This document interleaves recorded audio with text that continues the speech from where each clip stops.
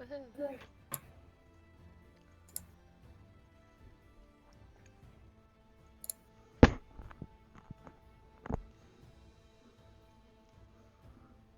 Is he gonna come back?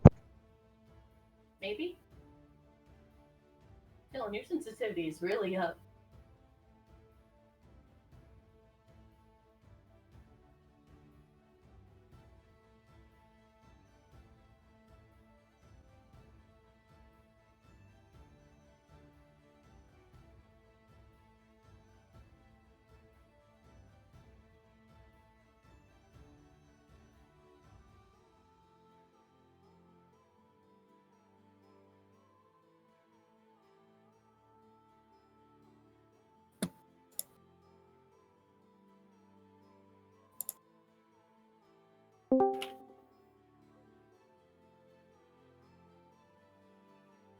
Welcome back.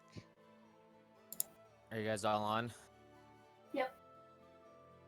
No, no, you're not. Oh, I'm in Fantasy Grounds. Yeah, you're not all on now. Yeah, I'm sad. we're still waiting on Elijah to get on. Yeah. Yeah, it seems to take a little while for him for some reason. It's because he starts up his computer and then has to get on it and everything.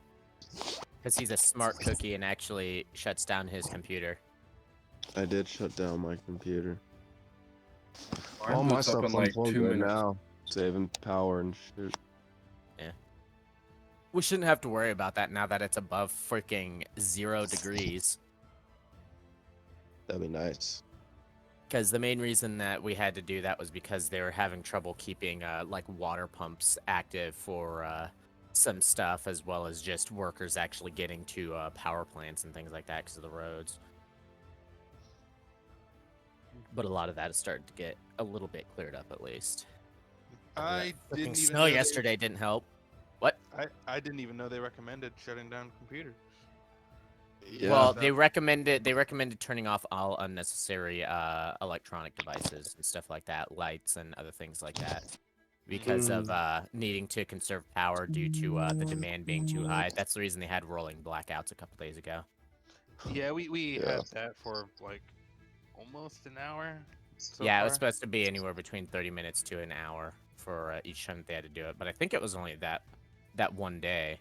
They didn't even have to do it the day that they said they were going to do it, just because of the fact that I guess people were actually listening to it. I guess they had nothing better to do. Yeah, I didn't even know there was warnings, and I've been home the entire time. My vacation timing was perfect. Good for you. I took a Nice. vacation day yesterday. So I did that. Sadly, my vacation's coming over soon. It's Thursday.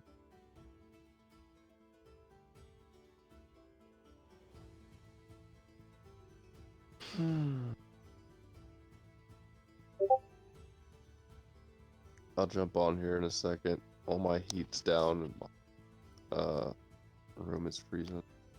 You sound cold. Well, my room's warm. The rest of the house is kind of cool because they asked to turn the heat down to 70. Or 65, they said. I said I go to 70 and not going below that. That's fair. You still, for some reason, sound like as if you're cold. Maybe it's just because you're waking up. Alright. Yeah. Boom.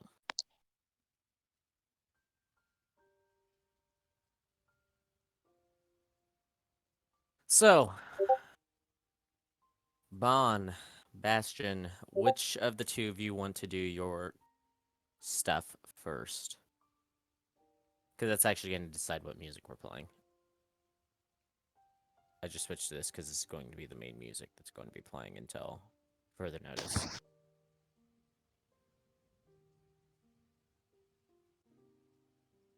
I mean, I don't care either way. I just rolled an initiative just in case that was the easier decision to see who would go first.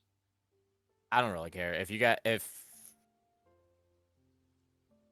Bastion wants to get his stuff over with first, or if you want to get your stuff over with first, that's fine either way. It's going to take a hot minute for either one. Doesn't matter to me if you guys can hear. Barely, but yeah, I can hear you. And I can't even beat that initiative, so. Yeah, you trip over your feet. Okay, so that means, I guess, Bond first. That's fine. So, Bond, last that we left off with your little dude here. You are being trained in your monk path that you've chosen with Kinsei. You have chosen, if I remember correctly, the whip and the longbow as your 2 weapons, correct?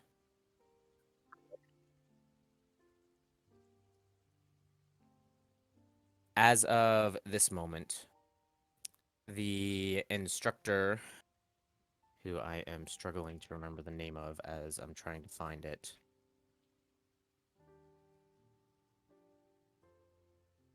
I believe. Where the hell did I put this at? Boris. Okay, I was about to say, I'm pretty sure it was either Brian or Boris, but I can't remember which one it was. Brian was the chef. Got it. All right, so Boris, Master Boris, has pretty much brought out a sort of augmented Bastion unit as a training dummy in order for you to be able to kind of learn the ropes in a somewhat actual attacking and defending experience. As of right now, he's really just getting you used to the actual weapons themselves, and he wants you to go a few rounds of just trying to strike a target with each weapon. He wants you to hit the target with each weapon type 3 times. So as of right now, I need you to actually roll me 3 attack rolls for your whip, and then 3 attack rolls for the longbow.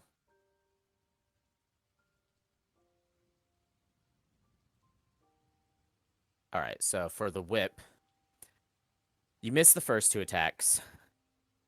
The first one seems to go a little bit on the wide side, and you hear Boris yelling out towards you. Keep focused! It's not like a normal weapon. You have to actually use a little bit of finesse with this.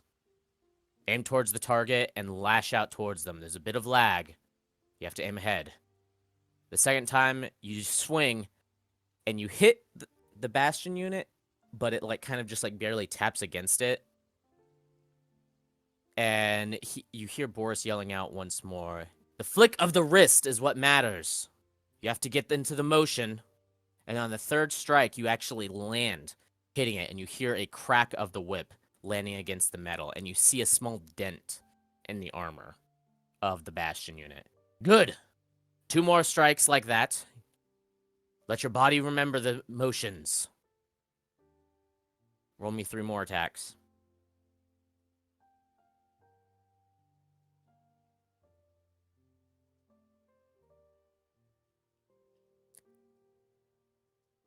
Your 4th attack is a bit awkward still. You're trying to get used to actually using a whip. This is not really a weapon that's normally chosen by monks. But you're getting used to the motions now. It's becoming a little bit repetitive. You've done a few hours of training with it. You're starting to get used to this. It helps the fact that the target is kind of barely moving sort of back and forth. So your 3rd strike, technically your 5th strike, actually ends up landing on it, and you hear that satisfying crack once more, and the dent into the armor.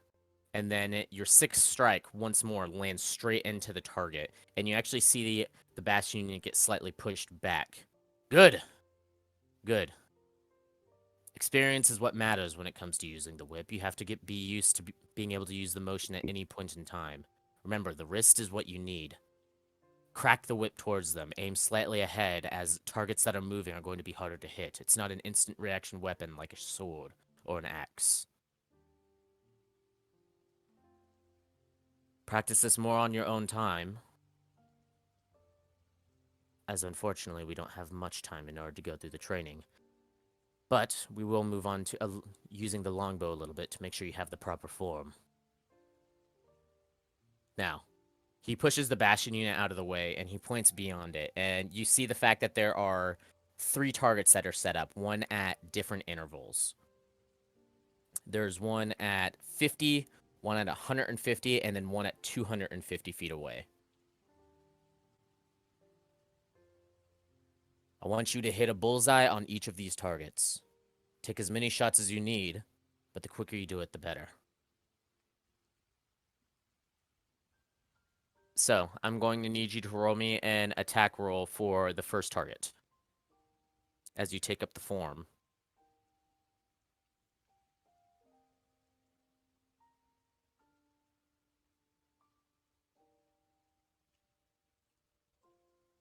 Unnecessary to roll all 3 of those, but you pull out your bow and you take the form.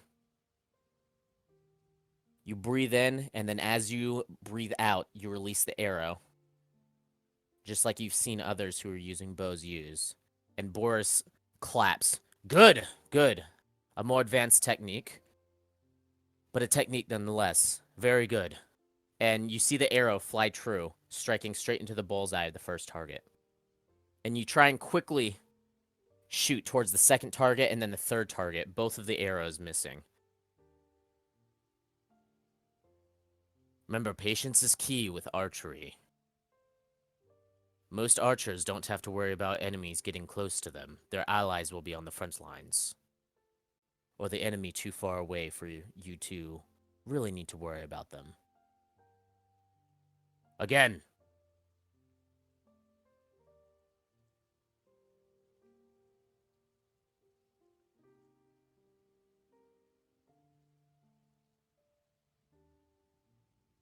You try and take a little bit more time with the target that is 100 feet away.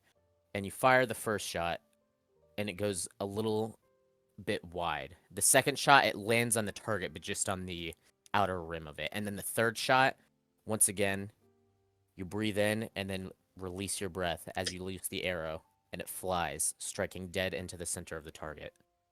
Good! Third target.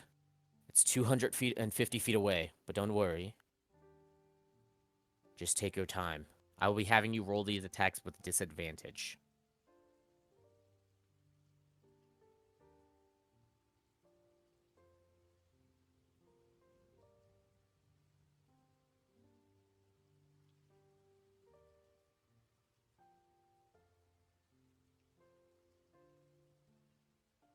You try and compensate for the distance by sort of arcing the bow upwards. And Boris does give a nod of approval, but as you loose the arrows, you see the fact that you're kind of compensating too much in some shots and then compensating too little in others. Boris walks over to you and grabs the bow from your hand, and he holds it up. Watch my stance. And you see the fact that he has the arrow in hand, and then he actually points out a finger, and then he points out a second finger, and he sort of arcs the bow just a little bit as he does that, and he releases the arrow, and you see the arrow fly through the air and arc straight into the target.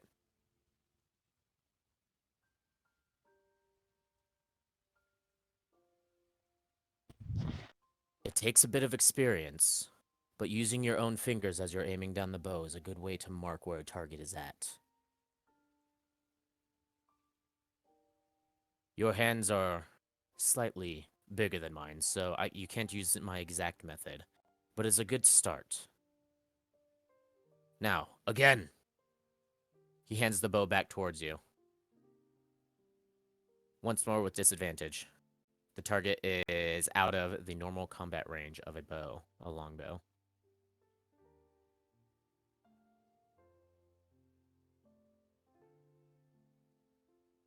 One of those is a nat 20. So, you kind of try and do that little technique that he had. And once again, you slightly overcompensate, you slightly undercompensate, but then you have it right there. And you fire, and you see the arrow go through, and it sort of wobbles in the air a little bit, but it strikes into the bullseye of the target right next to where Boris's arrow landed. Good. Good. Remember these forms whenever you're fighting. Now, let's move on to actually the main part of the training. You see the fact that he slaps the back of the Bastion unit, and the Bastion unit starts to walk forward. And you hear it say, attacking. And it raises up a warhammer, but then stops.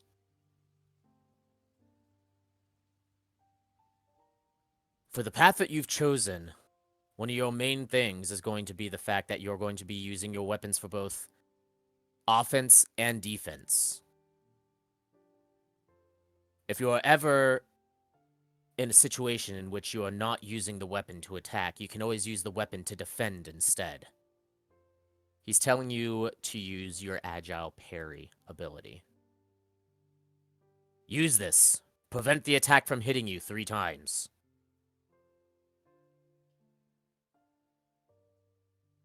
So he wants you to make an unarmed attack against the target and then use agile parry.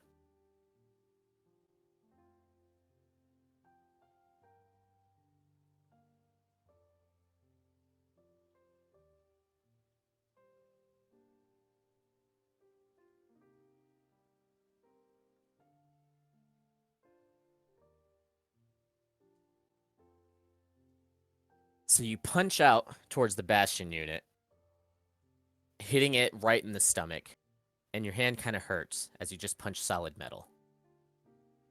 And you see the warhammer start to come down towards you.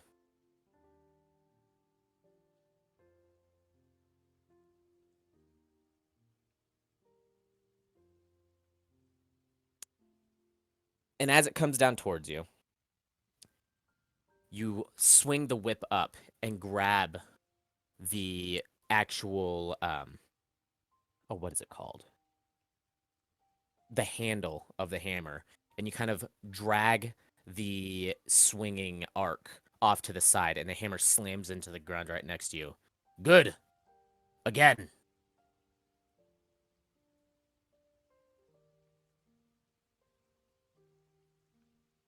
This time you sort of learned not to punch directly into the gut of a Bastion unit. You've never really actually fought a man made of solid metal before, so it's a little awkward for you.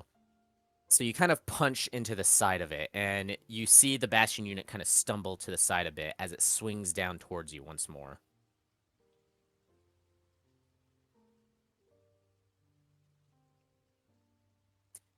And once again, you use the whip. You wrap it against the haft of the weapon. That's what I was thinking of. And instead of letting it arc off to the side, you kind of slam it down right in front of you. Once more. Good. You're doing well. You punch towards the Bastion unit. This time your fist kind of like glazes the armor as the unit kind of steps off to the side a little bit, seeming to dodge your attack. And you hear Boris just like, that's not exactly what's supposed to happen. But regardless, once again, you grab it with the whip, and this time you slam it into the ground and you step on the warhammer, breaking the Bastion unit's hold on the weapon. Good. Very good. And he walks over and he kind of slaps the Bastion unit back. You're not supposed to dodge the attacks. You're supposed to be a bit of a dummy here. But regardless, step back. And you see the fact that the Bastion unit steps back a little bit. Good, very good. You're more experienced with defense than you seem to be with offense. At least a little bit. But another ability that your path usually uses is to enhance your arrows, darts, bolts, things like that with your key. Harness the key and channel it into the missile. Strike towards the Bastion unit. Now, go. He's telling you to use Kensei's shot.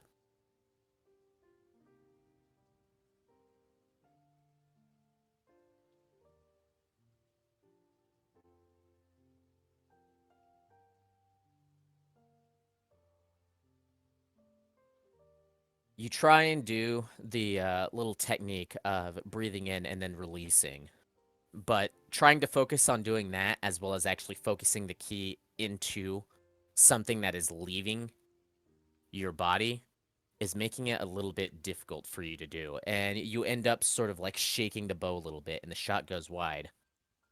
Focus! Again!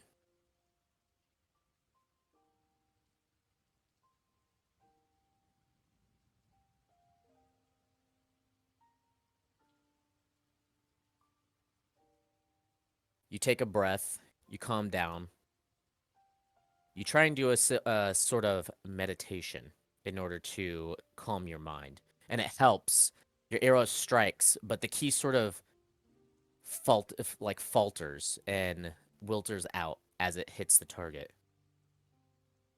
You're almost there. Keep it up. Now, again!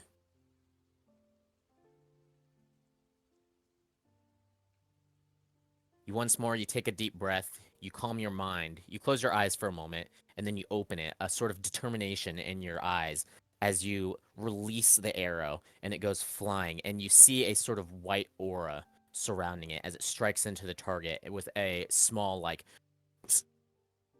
and the arrow shatters, and you see the Bastion unit stumble backwards. Good!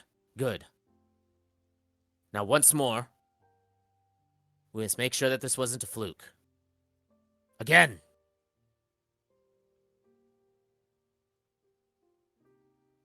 You release the arrow once more, the key filling the arrow, and once more you see the missile shatter as it hits the Bastion unit. The Bastion unit once more stumbling back.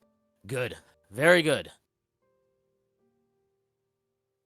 The training was quick, but you have the basics of what you need to know.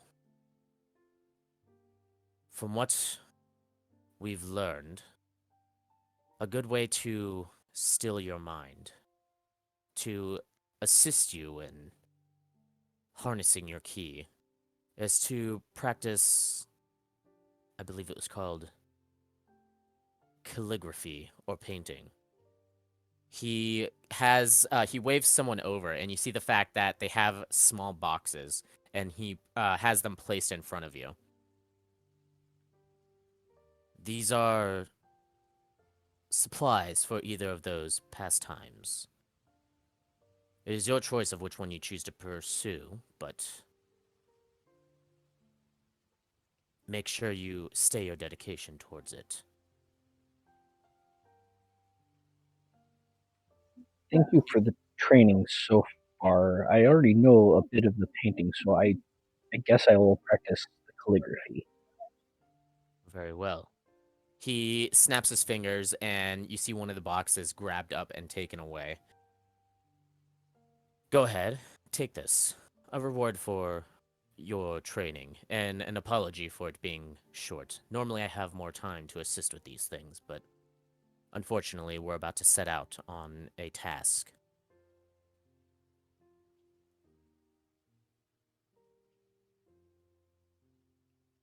So he goes ahead and he gives you calligrapher supplies. If you wish to practice calligraphy, there are schools in the temple that would be able to teach you a bit more about that, but that's... well, I'm more focused on weaponry.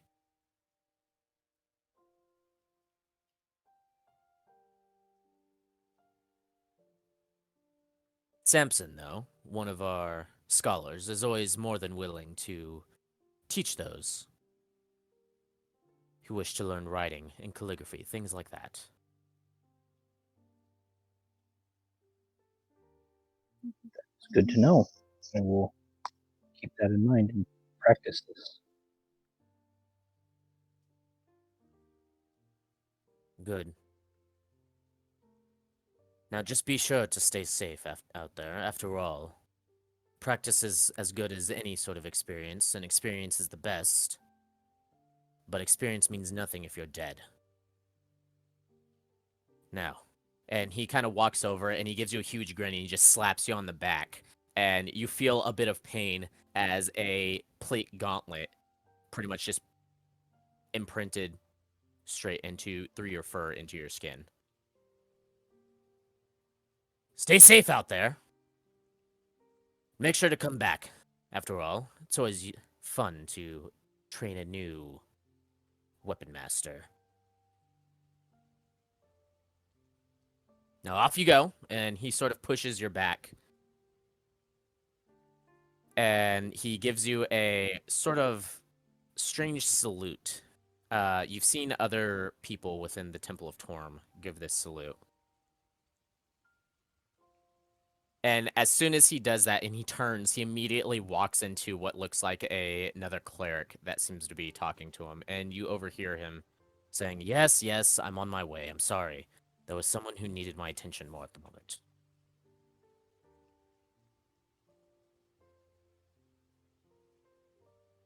Alright, I will bow in return, take the supplies that were given, and head off to catch up with everybody else. All right. So you've been given the basic tools of the Kensei. A little less in-depth than Boris may have wanted to do. But training nonetheless, you've had experience with using the whip for both offense and defense, as well as using the longbow, though on stationary targets. But you've had it to where it was in both its normal range and its not so normal range, and little techniques that help you with both. On top of that, he sort of walked you through the motion, well, more like guided you through your own motions of enhancing your ranged weapon attacks with ki. The basics of the path of the Kensei. Walk your path strongly. As you head back to meet up with the rest of the group, back to the headquarters, I would assume. Yeah. Bastion is gone, as is Casseron. I think the only people who are there right now are Fate and Eris. Unless, Eris, you are still out and about. I know you pretty much did some stuff on getting some supplies and heard some interesting stuff and shared some information with a fellow chef. Yes, I probably would have returned like right after that. I don't think I had it really planned. Like the only thing else I would do would be before we head on our next mission, we'd try to get some like some fresh foods. Yeah. Okay. Before we move on to Bastion, Casseron, I know that you pretty much did some question asking of Zephyra as well as Zephyra's two daughters. After doing the questioning, was there anything else that you intended to do, or were you just going to also head back to headquarters? Probably, yeah, just head to headquarters. Okay.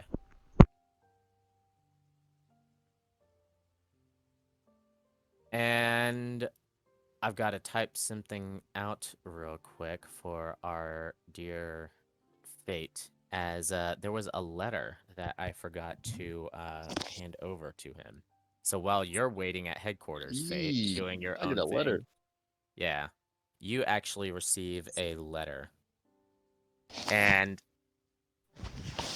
it doesn't really say who it's from on the envelope itself. Okay.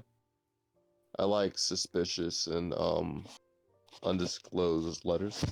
So I'm assuming that because of you saying that, you open it. I do. All right. So Delicious. You- try looking over his shoulder. you open I bend down so she can see.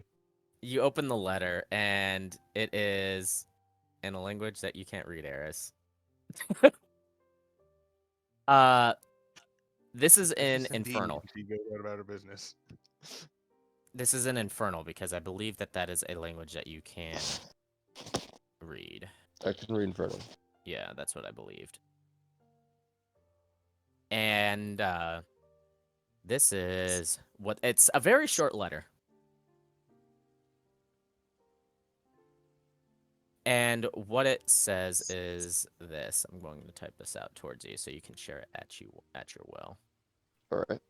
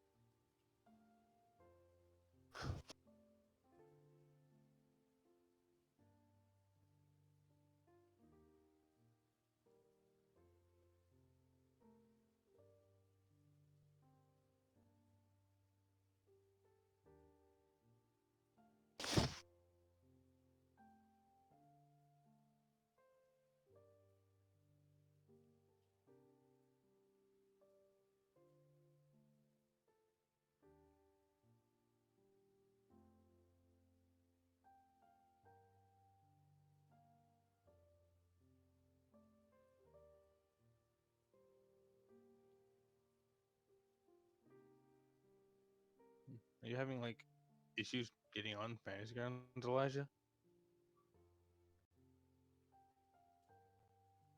I'm just not feeling well, so I've just been laying down, honestly. I'll jump on Fantasy Rounds here in a minute. Makes sense.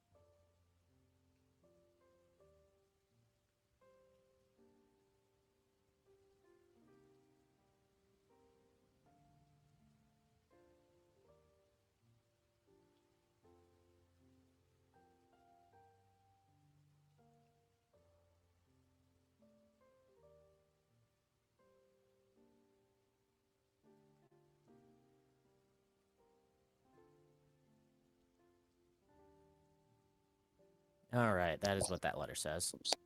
All right, let's see.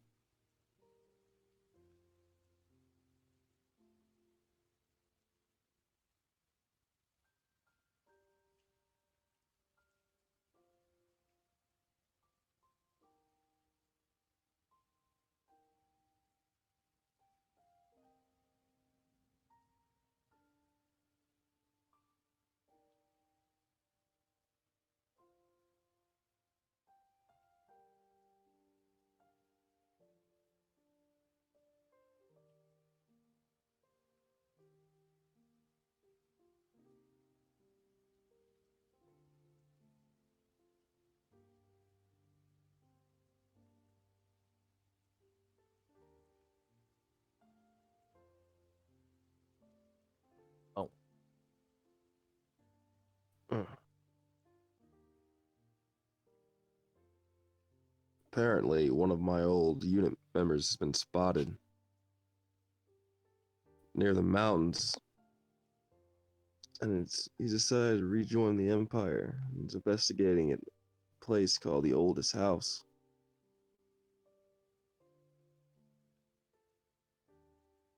Assume he's written it, and she's warned us if we have any groups from Avengarde that go and investigate it, we should probably warn them to stay away.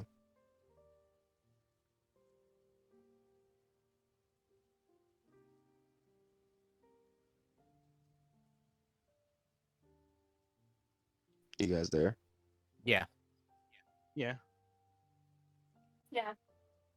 Okay. I just don't think Cass was there, is he?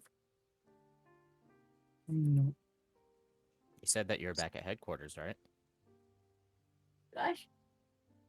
Dylan, you're sensitive to anything. I already turned it down twice. Because I don't even have We my should mic warn- on. She also We should gave warn them to. We should warn them to stay away from where? a place called the Oldest House. I have no idea what that is. Interesting. She goes on to say she's heard things about them, and none of it's good, so Do I know Whatever anything they about the are. oldest house? No, you don't. Got it. Well, we can at least try to relay it to the higher ups. That was some useful information. Guess it wasn't shifty after all.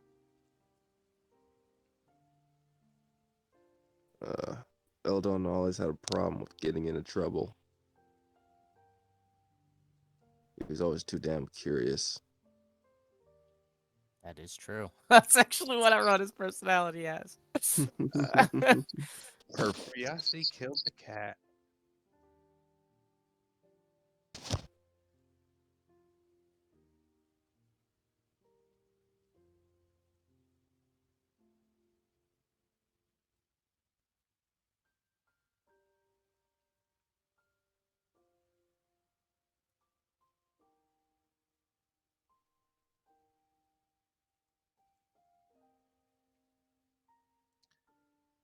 Oh, I guess I'll maybe try to find Steelbane or something before I go into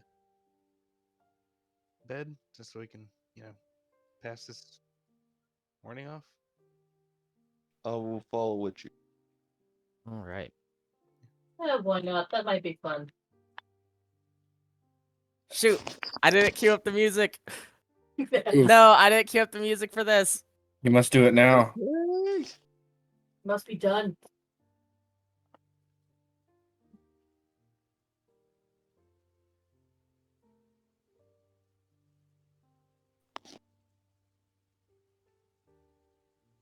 Oh my god, I'm trying to remember what it was called. I'll look it up right now and send it to you if you want.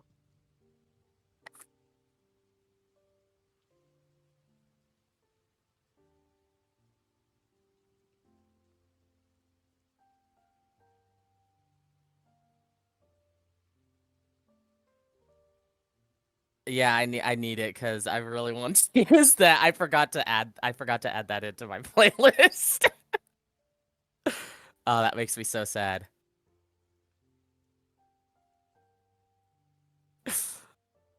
I need this. I need this in my life. So hold on a second.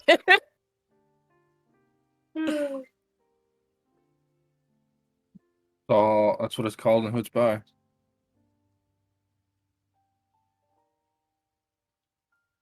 Yeah, I know it was by them. It just for some reason didn't pop Didn't pull up. Oh, it's because I put in their freaking alternate name for whenever they're. Yeah, anyways, it's okay.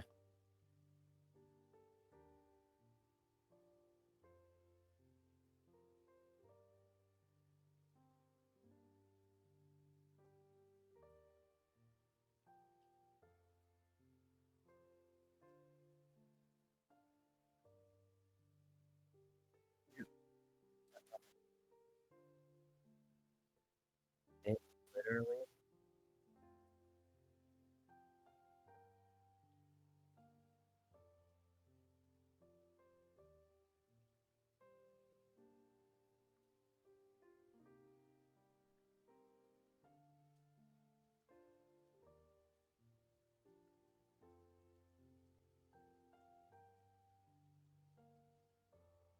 Oh no.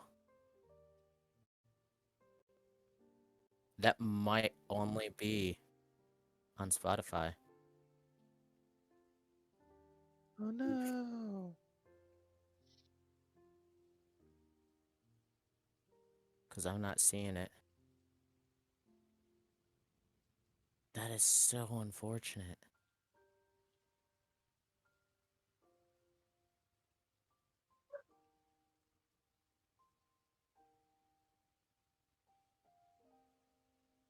No, it's this right here.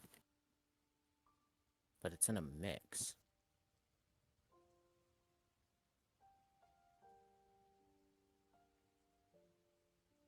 Yeah, that is it. Where is it? I need it by itself.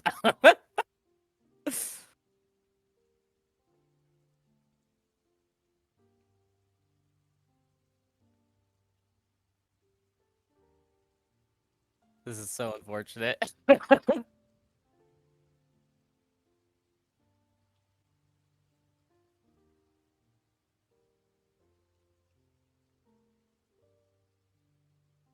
Oh no. I don't think I'll be able to use it. I don't see it either.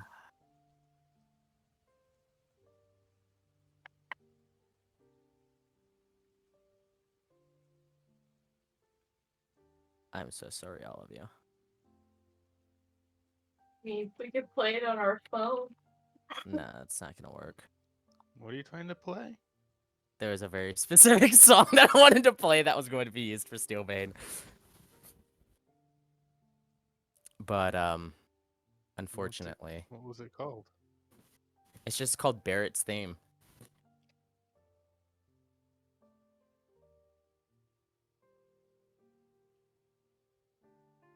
It's just so good. But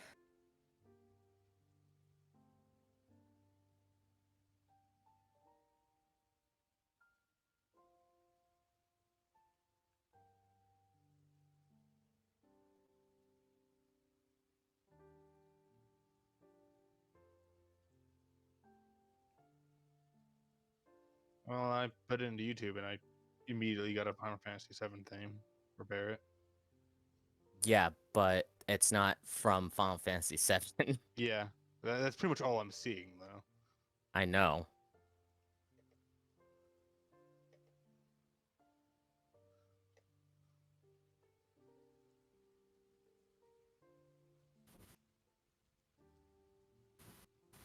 I'm so sad.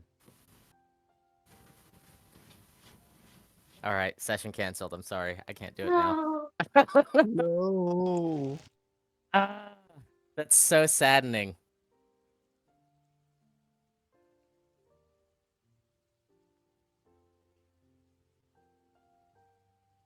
Only I could, like, freaking just get that one song and then just put it on here.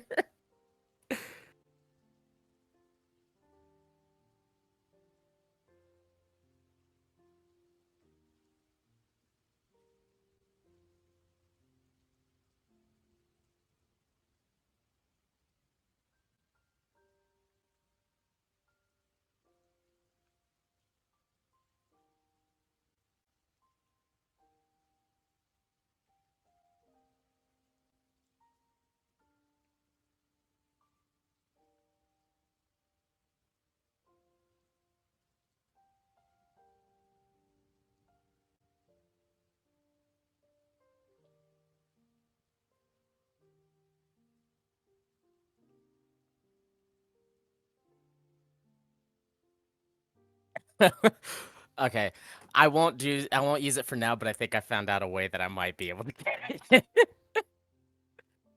Deal. It'll require me going and doing some stuff though. So, yeah, you guys find Steelbane. Sorry. No, it's fine. I'm so so sad. sad. I am sad. I wanted to use that.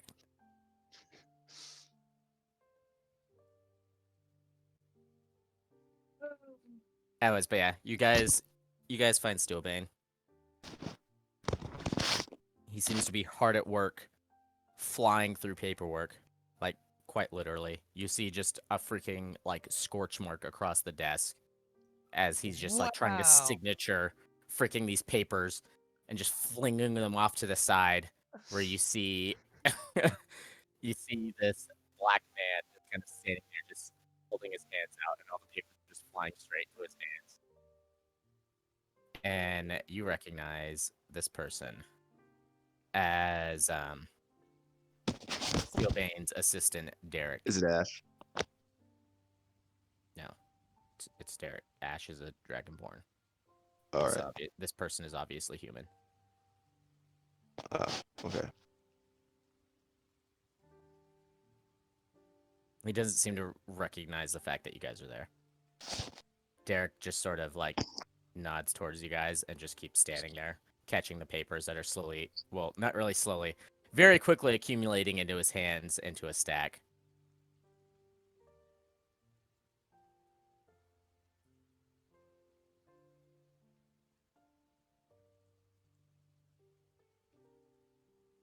Sure are literally flying through that paperwork.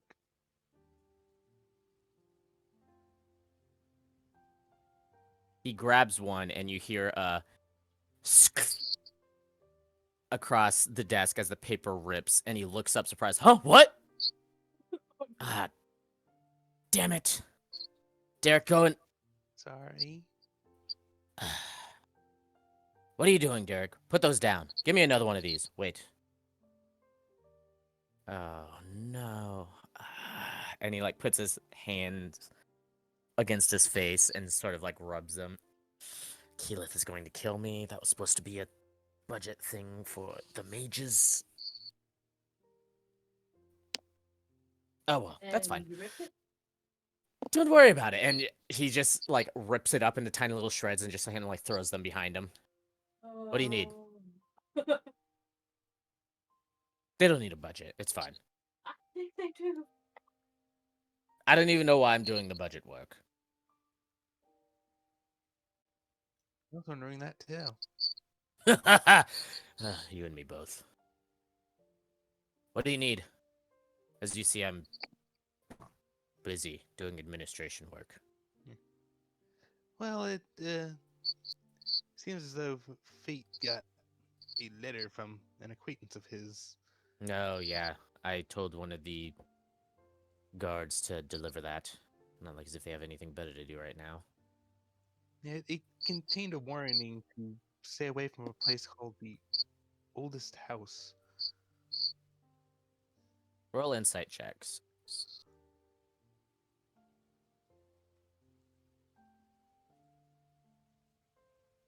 Insight. Shit. Sorry, I'm doing like several things at once. It seems that the Empire is, I think, like snooping around there.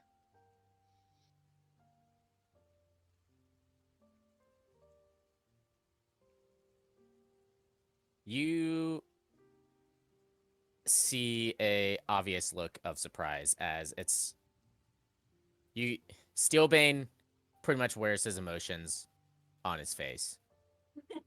He wears them on his entire body. He's not very good at lying at all.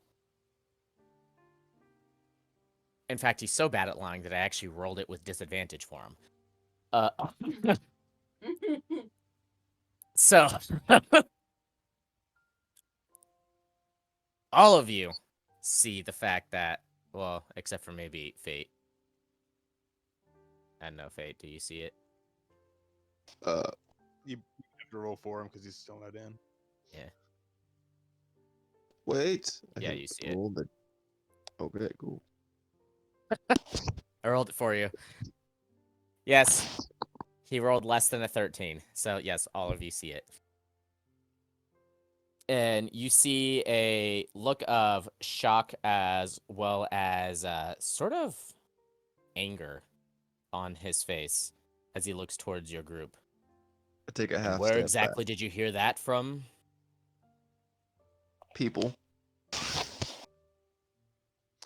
Eris is gonna look toward to our Fate. What was Fate's his name? gonna look towards Casseron. It was your acquaintance. me. Or... Don't look at me. Just like, don't direct this towards me. Yep. I got it from a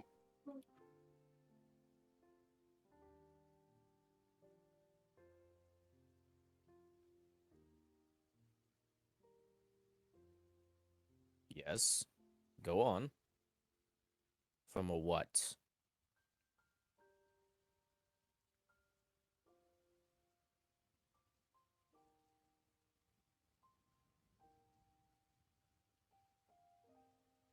Elijah, you okay? Oh Oh no. no. He died.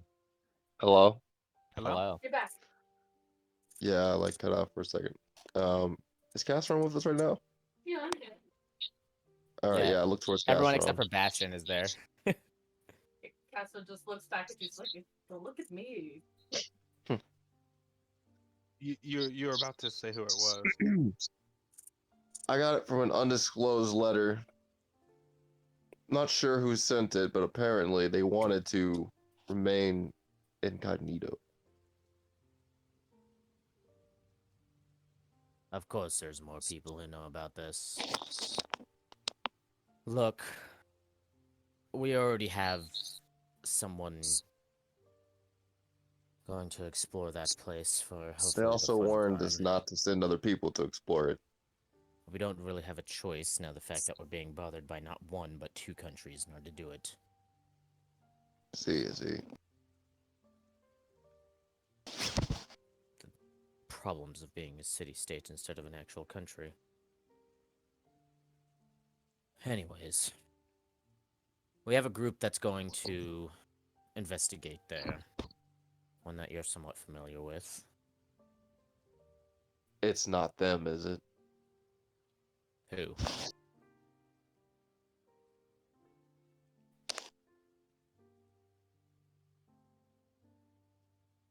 Well, I'll tell you the fact that it's Leon and Lucina and all of them. So it is them. Yeah, I guess so. We're having Any- fun with being a bit of rivals with them. Yes, I know. Hope they end up okay. Yeah. I hope they Well, suffer a We're just doing a can we be courtesy okay call, if they're so to dead? speak.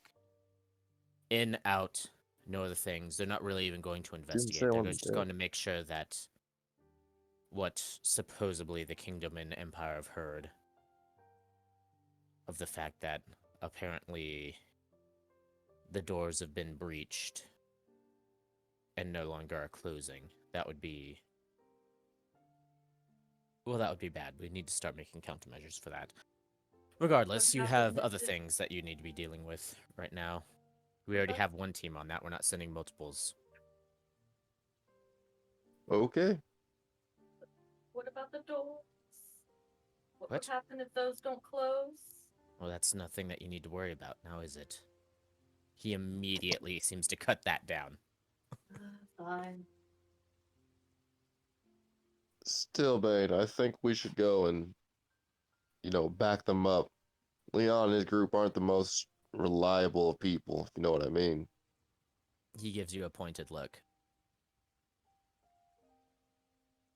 Well, they seem reliable to me. About as reliable as us.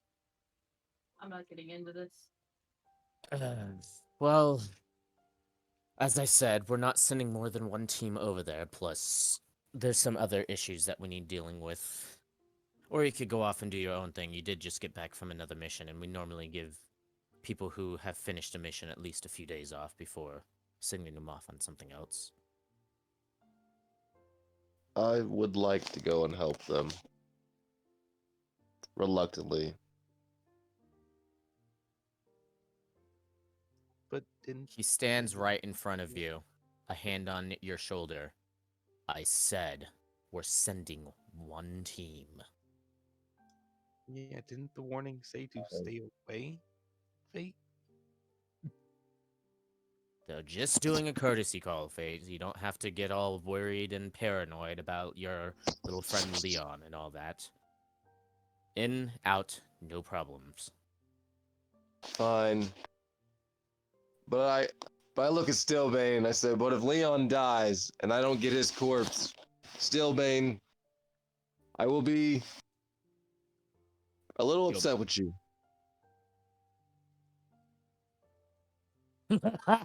He slaps you on the back. Don't worry about it. I'll go in there myself if I need to. Okay. Don't worry about it anymore. Doesn't feel nice now, does it? I feel like I got hit in the back with a bowling ball.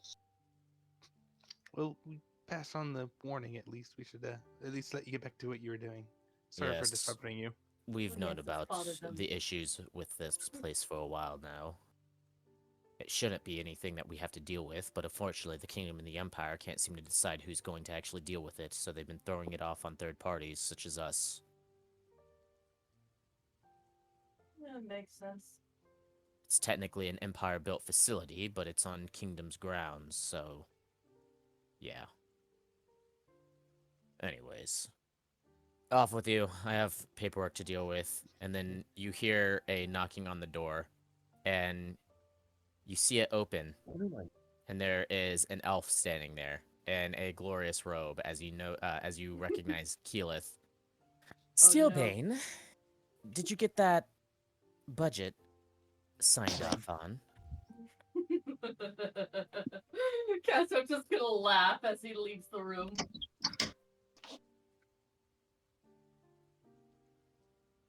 You hear Steelbane start to kind of stutter as you guys leave, and Keyleth, being assisted by another person,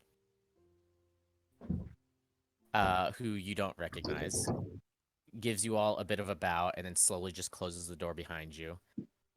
As you hear Steelbane trying to make excuses, and then you just hear Keyleth yell, "I don't want to hear excuses! You need to get this signed off!" And then you hear an explosion as the room shakes.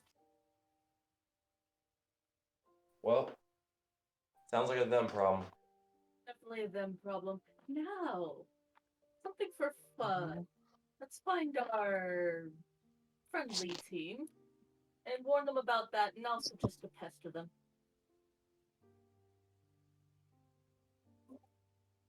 All right. So, Assuming they didn't already set out. Yeah, true. I think it's still try. So you guys ask around, and apparently they have already set out, and they are supposed to be getting resources from a village on the way there. They'd actually set out earlier that morning. Oh, no fun. I'm not sure if we even send a letter if it will get to them in time. Probably not.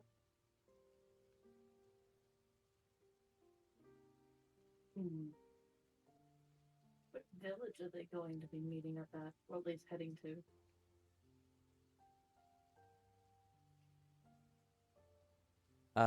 There are two places that they plan on stopping by. One of them is a name that you would recognize, as they are stopping by Greenwood Village, which you know is in the Sindane Woods. Ah. And then there is another one which you somewhat remember. So roll me history checks with advantage for all of you, as you're told about Cloudspire Village.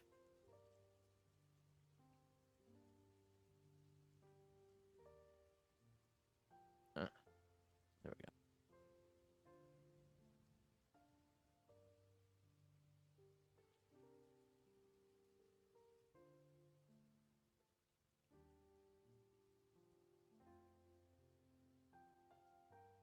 All right. Oh, he was supposed to have advantage on that. Well, yep. I should have gone with the first one. You guys remember off the top of your head that it was The Tiefling village that you guys passed through on the way back to Avengarde, whenever Asumi was escorting you. Ason's eyes just light up. Well, we can't see them. He just seems to visibly brighten. Oh, we have other things to do, but that'd be so much fun.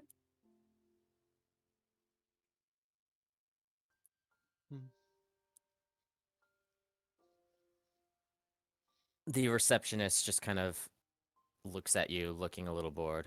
Yes, other things to do. So do I. Do you have any more annoying questions? Or can I get back to work? Sorry, you can get back to work. We get anyway. I'll try dragging Casson away. Thank the gods. He does not seem enthusiastic at all. That is a good decision. I was debating on what to do. Like, So, we hop back over to our dearest friend in robot form of Bastion.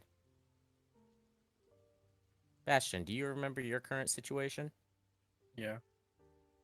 I'm about to die.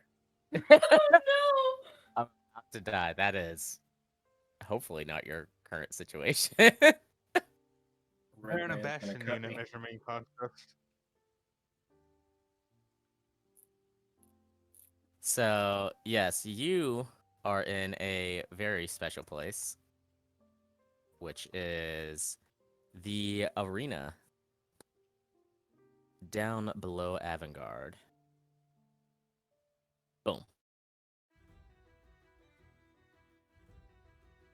You hear the Dol cheer go up as you see Champion rushing towards you. Sword held aloft as he rushes straight at you at a speed that just really doesn't seem to fit one of his size, who is actually, weirdly enough, slightly bigger than you. Not only that, but bulkier. And he swings the sword down at you.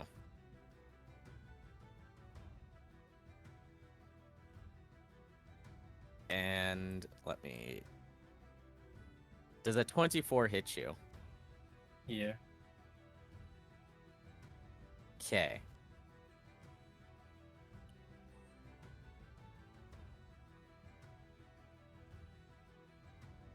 He swings this sword down, kind of cleaving into you. And you feel extreme pain as as the sword cleaves into you. You feel a fiery arc come after the sword, slamming into you as well, as you are immediately knocked to the ground as you took over 40 damage. Oof. But you feel a strange magical energy sort of suffuse you and keep you conscious and alive. You feel extremely weakened, but conscious and alive. Oh, well, that's unfortunate. I thought you'd be a bit stronger than that. You have only just awakened not too long ago, and only just stepped on the path of a paladin, haven't you? Yeah, that's correct. He holds out his hand for you to grab. I do so.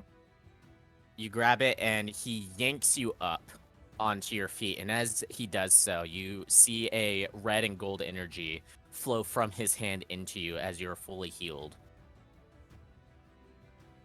Sorry about that. I got a little excited.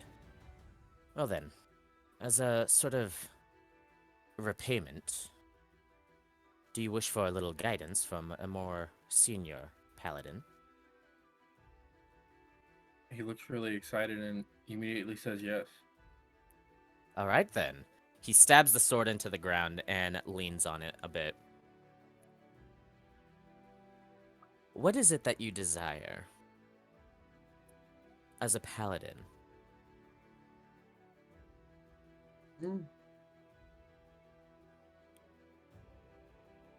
Like, as in my abilities as a paladin, or what I seek to achieve through my abilities?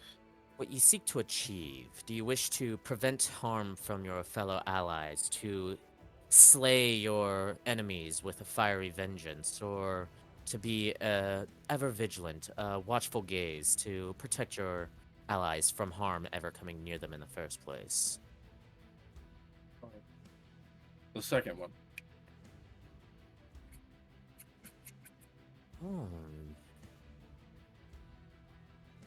Interesting. Not very many choose to do that. Think of what you wish your strength to be. Keep it in your mind. Hold a solid image. Now reach out for Moradin's influence and bring it into yourself. I want you to roll me a religion check.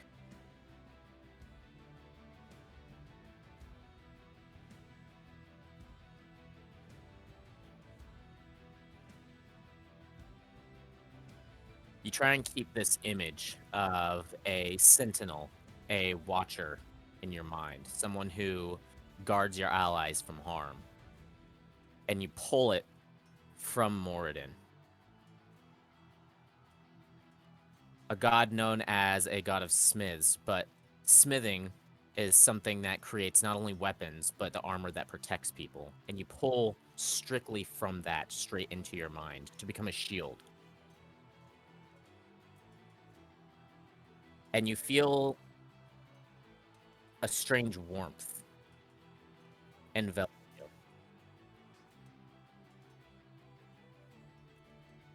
And as you open your eyes, you see Champion looking at you with a grin on his face. Good, good. Now focus that on your allies. Focus that on me at first. Channel that energy outwards. Do you focus on him with the energy? Yep. So this divine influence that you've taken into yourself, this flame, you try and channel it out towards Champion. And you see a sort of bluish white energy swirl out from you and envelop Champion. And as it swirls around him, it sort of forms into an entity standing behind him. What looks like the upper body of a armored being holding a sword and a shield. The sword seems to be sheathed into the shield. And you see Champion look over his shoulder towards it. Good, good, very good.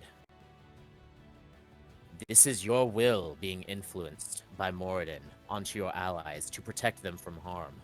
Remember that. Remember this. Keep that image, that strength in your mind.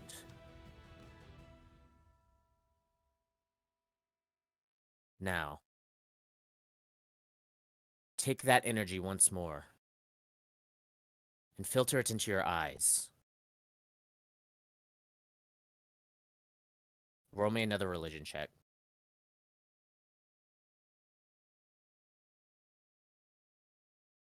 It's become a little bit easier for you as you take... Oops, I forgot to put that on repeat. That's okay. I'll just play it again. It becomes a little bit easier to use this image for yourself. And once again, you pull that that fiery energy, that of protection. And you try and focus it towards your eyes. And you feel a sort of burning sensation. And you feel a hand on your shoulders. You see Champion standing right before you. You need to use a different image for this. Think of a watchful gaze, something that doesn't let anything slip from sight.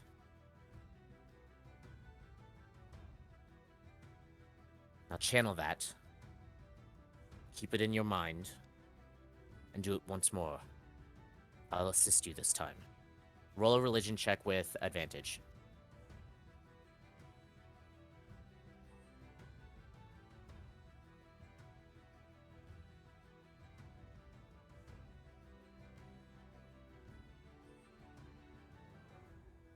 You do so once more, and as you open your eyes, you are blinded by a menagerie of colors that seems to be in the form of champion.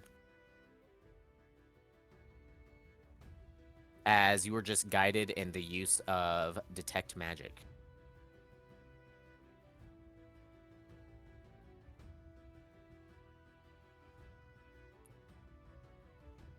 I love how he's learning all this in the Coliseum. What? I love how he's learning all this in the Coliseum. Oh yeah.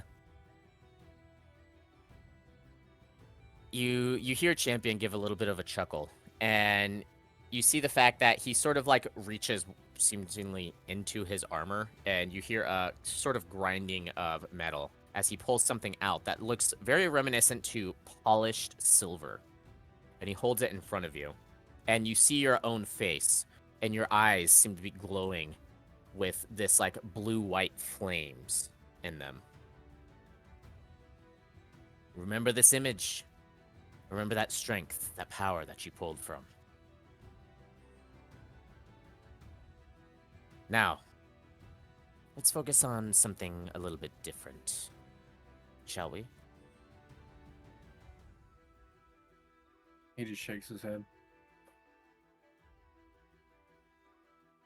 You are someone who is watchful, someone who will never let your allies come to harm. You need something that will alert you should enemies be within a certain area of you.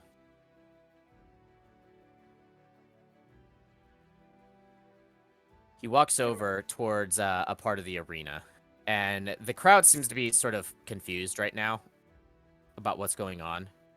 There's just like this loud murmur.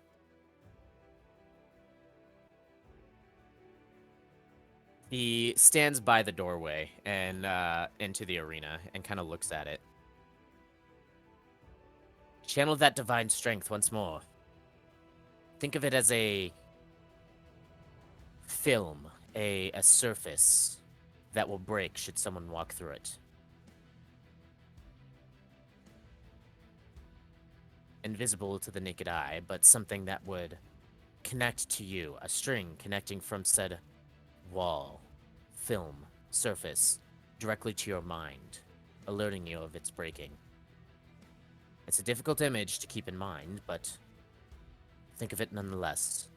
I'll assist you. And he once again puts his hand on your shoulder. Roll me a religion check once more with advantage.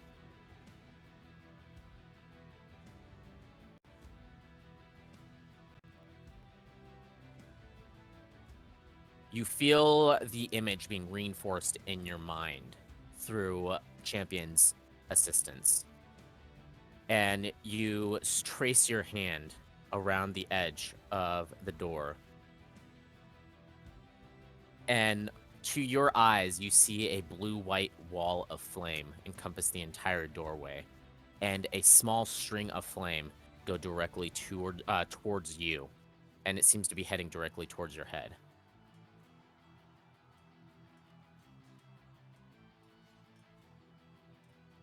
You see Champion give you a bit of a smile before he starts to walk towards it. And you see him walk through the film of flame. And it breaks for just a moment. And you hear a sort of a ringing of a church bell in your mind. Of a dong, dong, dong. As the film slowly refocuses back on itself. You should have heard a audible sound within your mind. Something that alerted you to someone passing through it. I did. Good, good. That means that the spell is working. This will alert you to anyone entering within a certain vicinity of said spell. Use it to your advantage, but keep in mind that it can only be used for windows and doorways such as this, small areas, not much larger areas like you might wish for. It's one of the lesser spells, but one that could come in handy.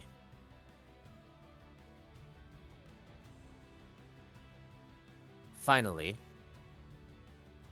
you see Champion hold out his hand, and you see that on his gauntleted hand is the symbol of Mordan. And you see the fiery gold energy start to go up his arm towards the hand, and you see the symbol start to glow, and he slams his hand into the ground, and a beam of red gold energy shoots up from him as you see a large figure armored in gold and red with a warhammer in one hand and a shield in the other with flaming wings behind it stand on the ground right behind him. Channel the energy within you. Banish this person from our plane. You are a watcher. You do not allow any harm to befall your allies, whether from our plane or from another. This person does not belong here, and you will make that known. Channel the energy. Banish them. Roll me a religion check.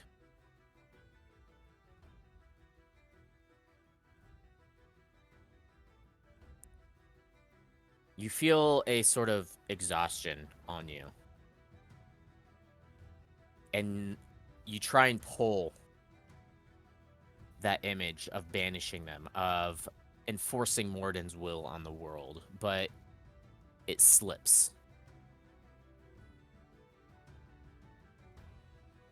Ah, I forgot, you're new on this path. Here, let me assist you. And he stands behind you, and he puts one hand on each of your shoulders. This is something that can only be done outside of combat, as it requires too much concentration, but give me just a moment. And you feel a surging heat, like as if from a forge, directly behind you. And you see the hands that are on each of your shoulders start to glow with that fiery gold energy once more. And it goes into your body, and you feel the divine influence fill you once more. Now focus on the image, just like before. Banish them. They do not belong here. Roll me another religion check.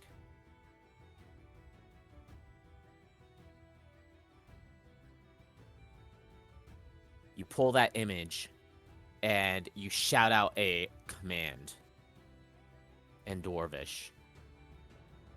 And you see a blue-white palm shoot out from yours and enlarge it and seem to slam into the entity. And as it does so, you see the entity, the celestial entity, sort of give out a cry of pain, seemingly, as the hand seems to shatter their very being, and you see them turn into particles and disappear. Start laughing and looking at my hands. Good. Very good. You seem to have talent for this one.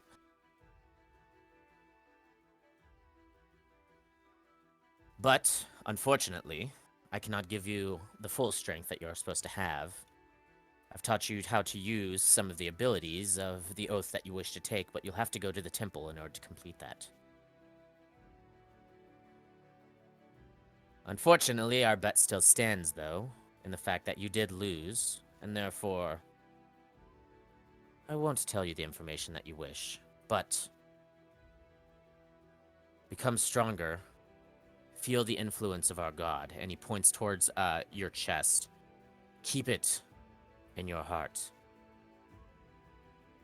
The path that you wish to take. Come back when you've traveled more down that path, become stronger, and we'll see if our bet will still be on then. Does that sound good to you? He smirks. That sounds great to me. Very well.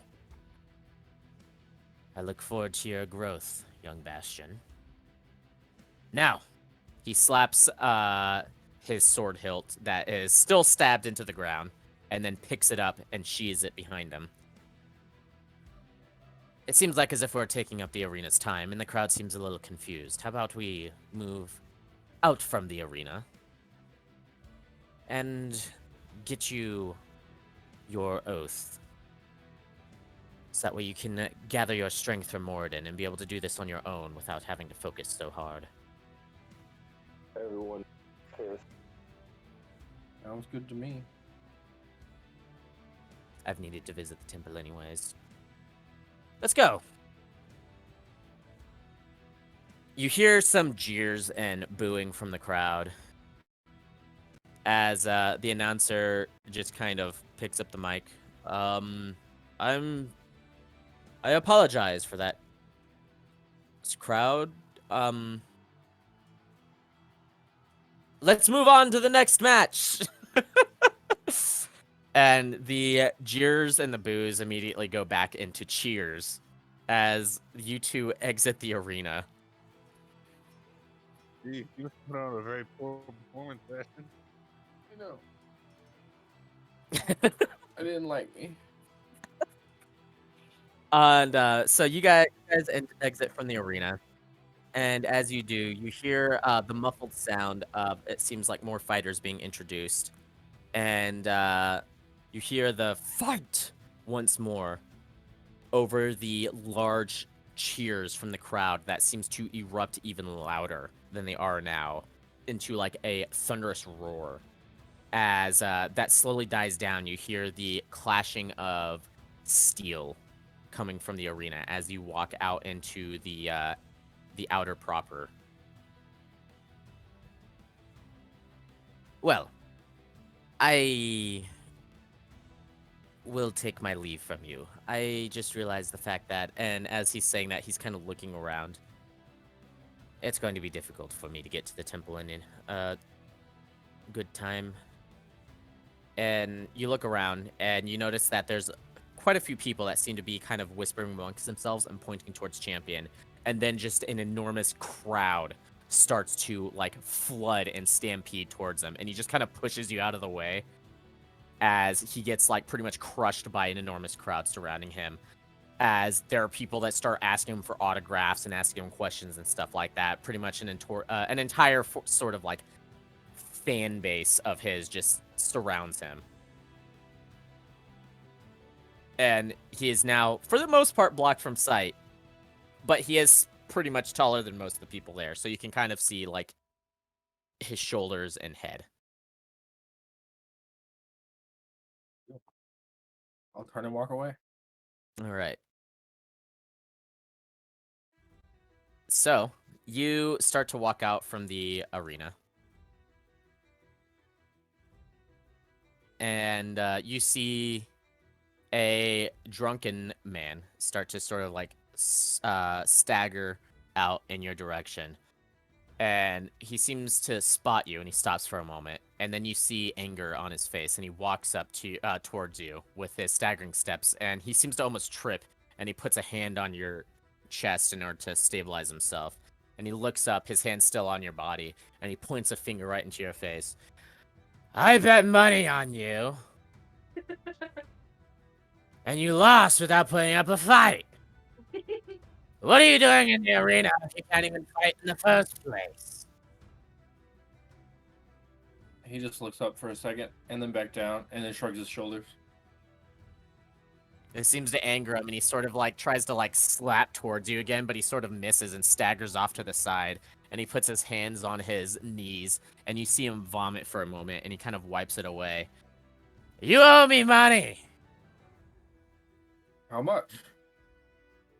I bet 100 gold on you, and you didn't even put up a fight!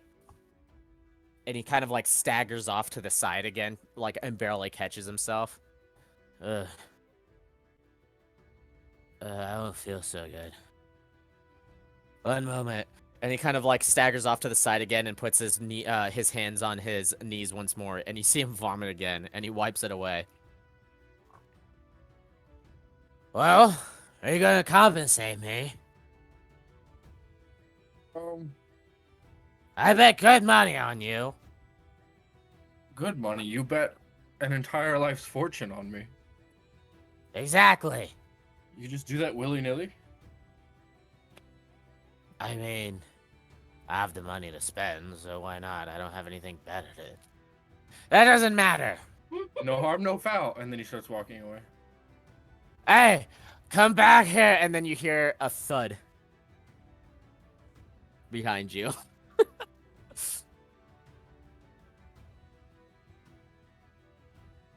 And then a groan. Are there guards or anything like that here?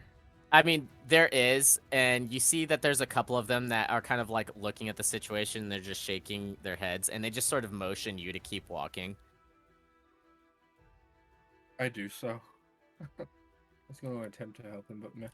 You hear one of the guards call out to him, Mr. Farron, I understand the fact that you have a lot of wealth, but just because you lost a little bit of it doesn't mean that you can start harassing people. We've told you this multiple times, sir. Ah, you're no fun. I was just giving the kid a hard time. Now, help me back to my store. My store, please. You do know that you're going to be fined for misconduct in public. Ah, it doesn't matter. I have money to spare. Is Whatever. he asking me to help him or the guards? The guards. Whatever, yes, Mr. Farron will help you back to your store. You continue leaving. Interesting. And you make it back to the elevator. And you hear the dull roar of the waterfalls as well as the cheers of the crowd start to fade away. As you make it back up towards the city proper. Wait, how... Am I supposed to check and see if I won, or do they just notify me? I bet They'll money notify you. randomly. It'll be sent to you. So that's the reason why they take your name and all that other stuff down. But yeah, so you get back up to the city proper. Back up into the rain. The cheers of the crowd fading behind you. And I'm assuming you go towards the temple to take your oaths, as Champion recommended. Yep. So you make your way through that, and you see some people walking through the streets, as always. The rain on your face, the waterfalls of the upper districts falling into the lower district. Passing through said areas, you finally make your way to the central ring where the temples are at.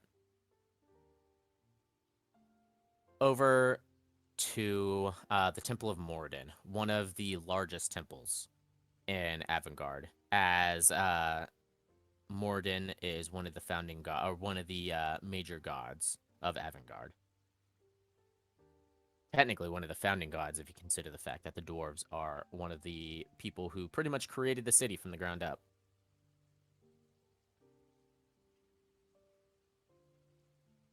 You enter into its area, and you see fellow Bastion units of the non-sentient kind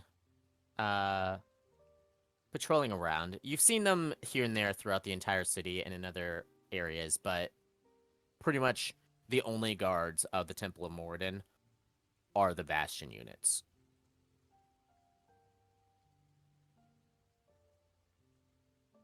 I wave at all of them individually. You see them sort of like robotically stop and then slowly wave back towards you in that sort of like awkward robot sort of manner. And as you make your way in, yeah, as you make your way in, you see, a few dwarfs that seem to be chatting just inside the temple. You see, pretty much entering in. The temple itself seems to be made. I didn't actually explain what the other temples for Bond looked like. I should have done that. I am so sorry. The temple itself seems to be made out of a myriad of materials, from stone, such as marble and obsidian, to some metals, such as gold, bronze, silver, and things like that. There is a large relief of Mordan at the very end of the main hall of the temple, where a large, what looks like furnace is. The relief itself seems to be made of solid platinum, and it is very, very big. You see there are pillars that line the entire hall all the way down, with a carpet that goes from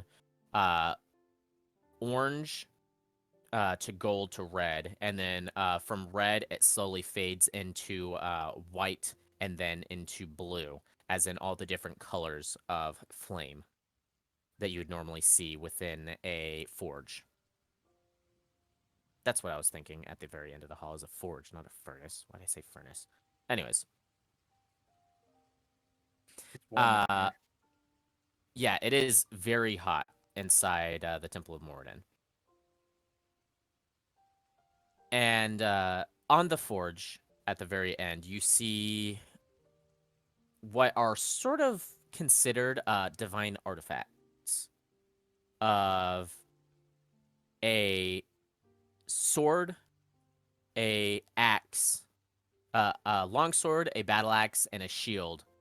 And laying in front of them on the forge itself is a hammer made of unknown materials. And the hammer is a forge hammer. Do I know why these artifacts are here? Or who They are belong always to? laid there as for all worshippers to be able to actually see.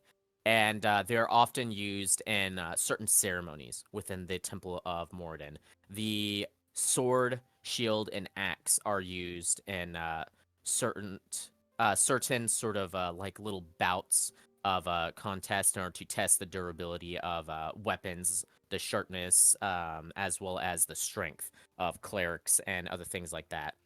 The hammer itself is used in certain forging ceremonies where once per year, and on the day of midsummer, there is a ceremony that takes place in which the master smith, also taking the position of the high cleric of the temple, forges a single piece of equipment to hand out to one of the paladins or clerics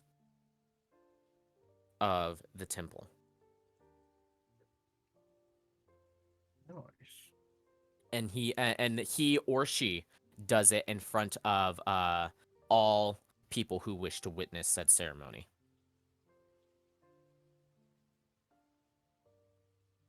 There are also clerics that assist in doing this in order to imbue said equipment with divine influence of Mordan, aka they use this in order to make some bomb-ass magic equipment. You.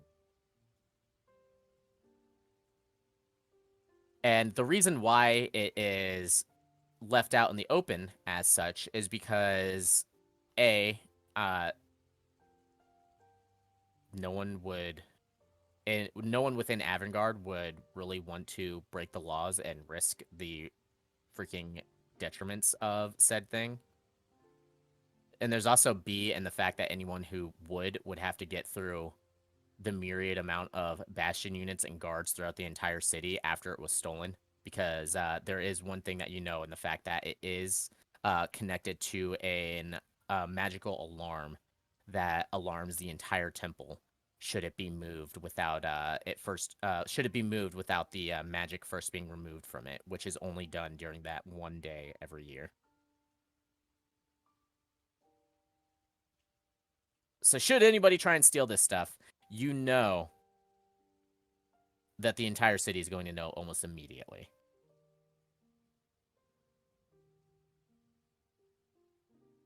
Anyways, you see all this. You also see like the tapestries of smiths of the past, of certain things that they've created for who and things like that. And there is a dwarf that sees you and has a giant grin as he sort of tries to run towards you, but one of his legs seems to be sort of like injured, and so he's kind of limping a bit as he runs up towards you. Ah, I haven't seen you in a little while. What are you doing here? Do I know this person? You I mean, of course I recognize- know this person, but Of course I know this person. You recognize this dwarf as... It is not on this page. Just a second.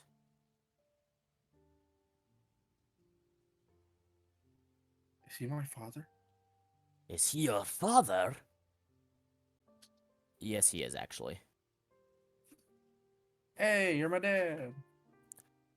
You recognize this dwarf. I'm gonna actually put it in this one, so that way...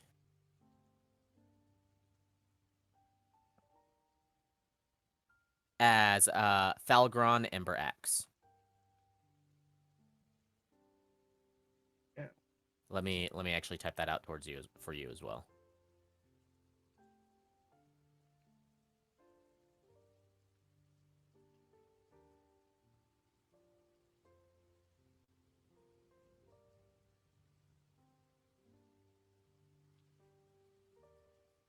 Ah. Thalgaron, it's been a while. Yes, it has. I don't know why in the world I suddenly freaking started getting a Russian in there, but, yes, it has. Is there anything that you need from the temple? I thought that you were off doing some other tasks with the mercenary knights. We just finished earlier.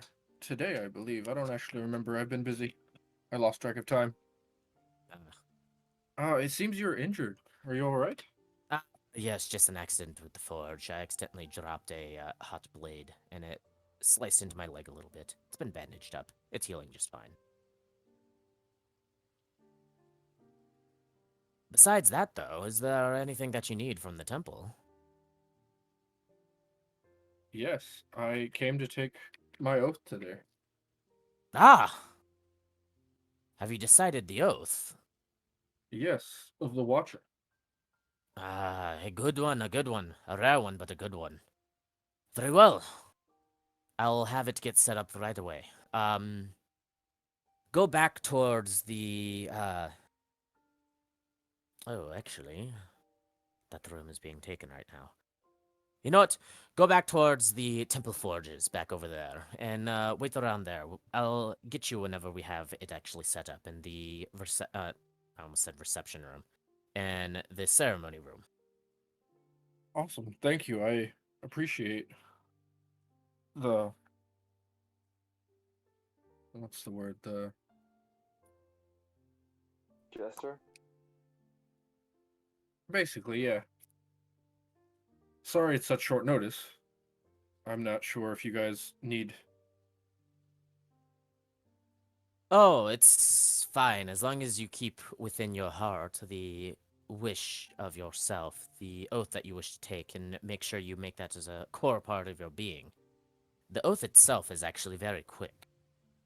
It's just you must be honest and true with your oath, or else you'll become... Well, you'll become an oathbreaker, and no one really wants that. Of course. Are you sure your leg is fine? I could heal it if you don't like natural healing. Ah, he kind of like taps you on the side, which would be like up to your waist, pretty a little bit above your waist, pretty much. Don't worry, it's a badge of honor. And you're daring working the forge, it's fine. He just nods his head. Now, you wait over there, and I'll get to the clerics in order to set this up. And he starts to kind of like hobble off towards the what you remember is a sort of prayer area, which was where he was about to tell you to go. But apparently there seems to be something going on in there right now. Thinking about the time of day, it is probably evening prayers, which are done by a vast majority of the clerics within the temple itself. But not everyone participates in evening prayers. I was about to say, if I didn't have to go to the temple, that I would come here anyways and participate in traditions. I'm not really familiar with all of those, pray, stuff like that, but Yeah. Yeah, for right now, just having you set aside to take the oath is basically what needs to be done. Afterwards, you can dick around, so to speak. Yep.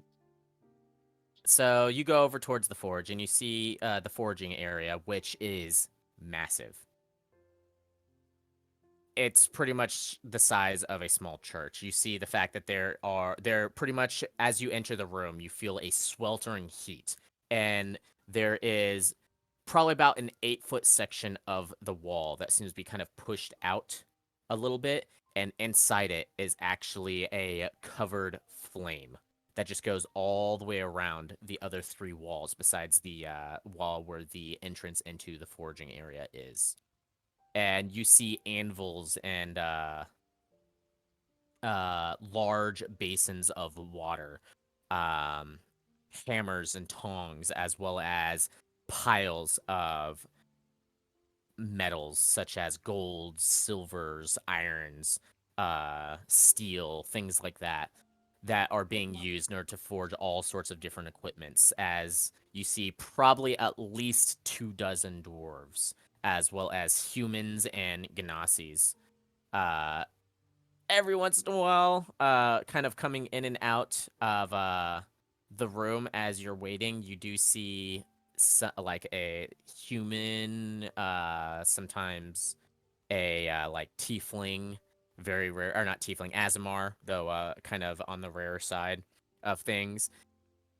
But the vast majority of them are Ganasis, dwarves, and I accidentally said human. I meant elf. The vast majority are Ganasis, dwarves, and humans, whereas every once in a while you see like an elf or an Asmar or something like that. yeah. Though it's a lot rarer. Is there like a head of this area? Higher up? Generally the person in control of this is actually your technical father of Thalgron Emberaxe, who is the assistant head of smithing. And the only person that is above him is the Master Smith, which is also the High Cleric of the Temple of Morden. That person in here? Or no? The High Cleric is not. You do recognize someone else within the forging area. A female dwarf by the name of... Just a second. Where the hell? Oh, no. I don't think I noted her name down. I'm so sorry. Just a second. Maybe it's in my notebook. I don't know why. She's so busy we forgot her name. I know, right? It's...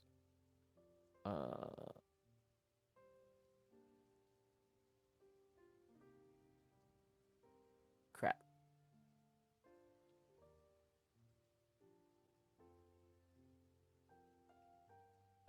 Shoot. Alright, give me just a second, considering I don't know where her name is at. Oh, no. You know what? I don't know what her name was, but you know what it's going to be now? It's going to be Helga. Just because I don't know why, but that name just popped into my mind, and I liked it. All right, then. Helga it is. Yep, so her name is Helga now. I would like to approach, but if she is busy doing something, I would like to just get close enough to watch and then stand there. He does seem to be working the forge with an assistant at this point in time. You do know the fact that she technically works in tandem with other smiths a lot on larger projects, and right now you can see the fact that what seems to be being made right now is a chassis for a Bastion unit, actually. from what you remember of from the. Oh my god, I'm blanking on the name of it. The freaking book manual. Yeah. The Bastion Manual. Manual. God. Blanking out on names. I'm sorry. I have like 4 hours of sleep. So, anyways, Okay. on the Bastion Manual, you recognize the chassis of it, though it seems a little different due to the fact that there's no like head, arms, or legs or anything like that. It's just the chassis that seems to be being made, and only half of it at that. There seems to be a person that is assisting Helga, a human who you've never seen before, and she seems to actually be going through the ropes of teaching him how to make the chassis for a Bastion unit, and sort of showing the techniques and stuff like that needed in order to form the metal to the size that is actually needed, as well as how to reinforce it. And you're just watching this process, which is something that you don't normally get to do. Normally, Bastion units are created in a separate area, not in the main forge forging area. Normally, it's like weapons and armor, as well as other little like tools and gadgets. Sometimes repairs are done for certain things here. Normally, not Bastion unit stuff.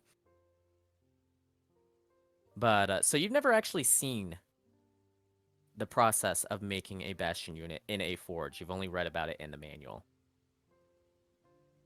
So it's quite the interesting experience. Watching a child being birthed. I know, right? That's sort of, yeah, that's pretty much the feeling.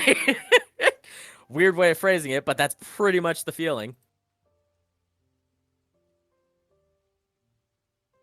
But yeah, so that goes on for probably about like 10, 15 minutes, thereabout. And Helga does notice you during that point in time, but she only really gives you a nod of acknowledgement before she continues teaching this person. And after that time period elapses, you see Thalgron come back. All right, the ceremony's set up. We're ready whenever you are.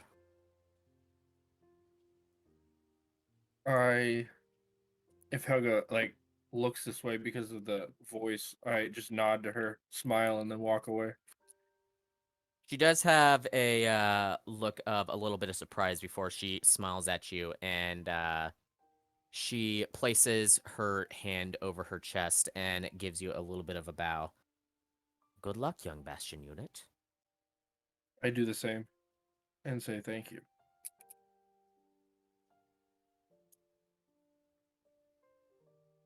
And then I start walking towards Sauron. Helga, we're going to have to teach him a little bit more later on. How to make the actual important parts, such as, you know, the legs and the arms. I'll get to that whenever we get to it. First, we have to start with the chassis, though. You worry about your own creations. Get out of here. That's me. So he just kind of gives a little bit of a chuckle and starts hobbling away. All right, we have it set up in the ceremony area. It'll look a lot fancier than it actually is. Pretty much you're just literally taking an oath. But you will be given something upon taking your oath. Oh? Yes. Be prepared for it.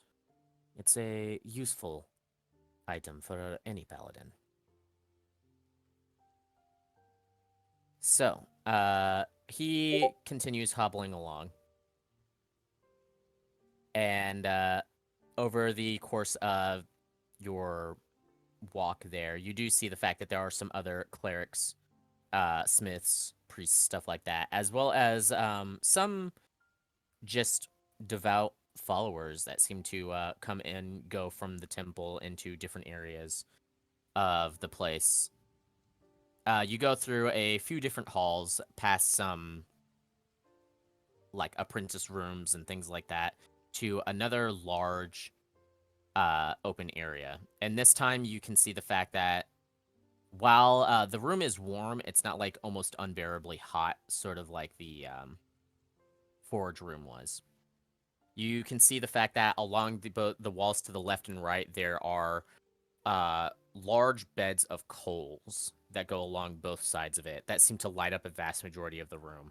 And up above are what look like hanging anvils that seem to glow with a kind of a bluish white light that seems to light up the actual center part of this room.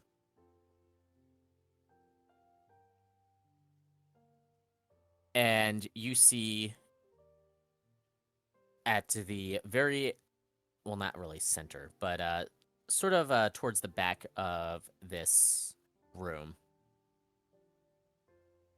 there is a dwarf in a strange sort of getup. Seems to be sort of a mixture of armor and robes. And the armor has the symbol of Mordan on it. And you recognize this person as the Mastersmith. His name I do have down, so don't worry. Give me just a second. So that way I don't accidentally say the wrong one, because there are a few names.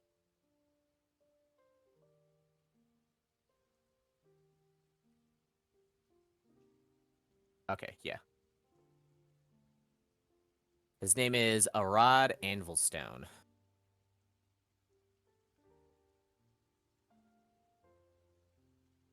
I don't know how to spell that.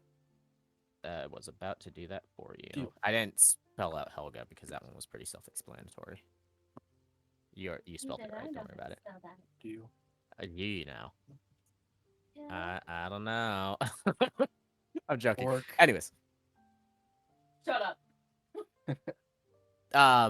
you do realize though the fact that the head smith, despite having a dwarvish last name, is not a dwarf. It is actually an orc.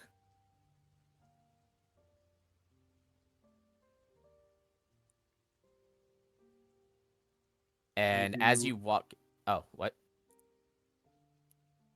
Oh, nothing. I was about to say I do things that temple people usually do. I don't know if they bow or respectfully nod or stuff like that. They just give the same salute that Helga gave to you towards superiors and things like that.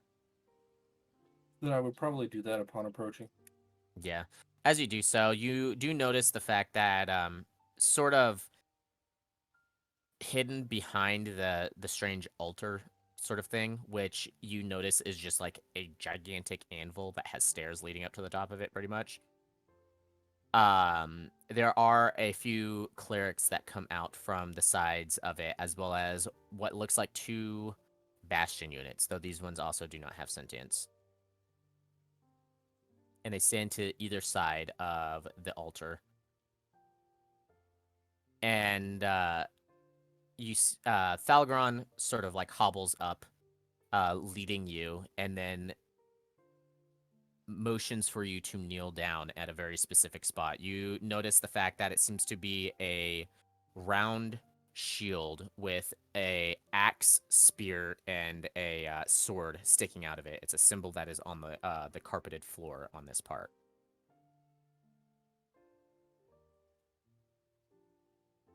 And I'm assuming you kneel. Mm-hmm. So as you kneel, you hear Arad start to speak. So you're the paladin that wishes to take the oath, correct? That is correct. Very well. And you hear a hissing of metal as it sounds like as if a sword is drawn. Looking up, you can see the fact that it's a very strange looking sword that seems almost like as if it is made of fire. The blade itself is red and it seems to warp back and forth like a waving flame. And you recognize this as a Flameberg. Ooh. I want one. And he walks up in front of you and stabs it into the floor where you didn't really notice it, but there seems to be a small slot. And the sword goes halfway into that, and you hear a rumbling for a moment before you hear something unfurling. And looking up, you can see the fact that there is now a large banner of Mordan.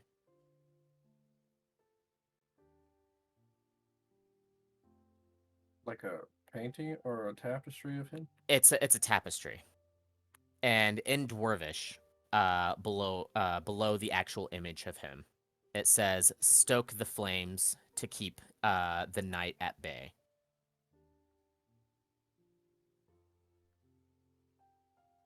And you see Arad start to walk around you. You wish to take the oath of the Watchers, yes? Yes. Do you know the tenets? Something every Watcher keeps in mind as they go about their duties? I have researched them, yes. Good. Then let's go over them real quick before you take your oath. The first of the tenets: to keep vigilance, to watch for your threats as you are facing cunning and powerful and subversive corruptions. Be alert for it, keep watch for it, and destroy it. Remember loyalty, to never accept gifts or favors from fiends and those who side with them. Stay true to your devotion, to your comrades and your duty. And discipline. You are a shield against the endless terrors of the night, and your blade must be forever sharp and your mind keen to survive what lies in wait. Keep these in mind as you walk your path. Now, as a Watcher, do you swear to keep the flames stoked, to keep the night at bay, and to be ever watchful of the fiends that lurk in the dark? Eyes full of pride, he just says, I do. Very well.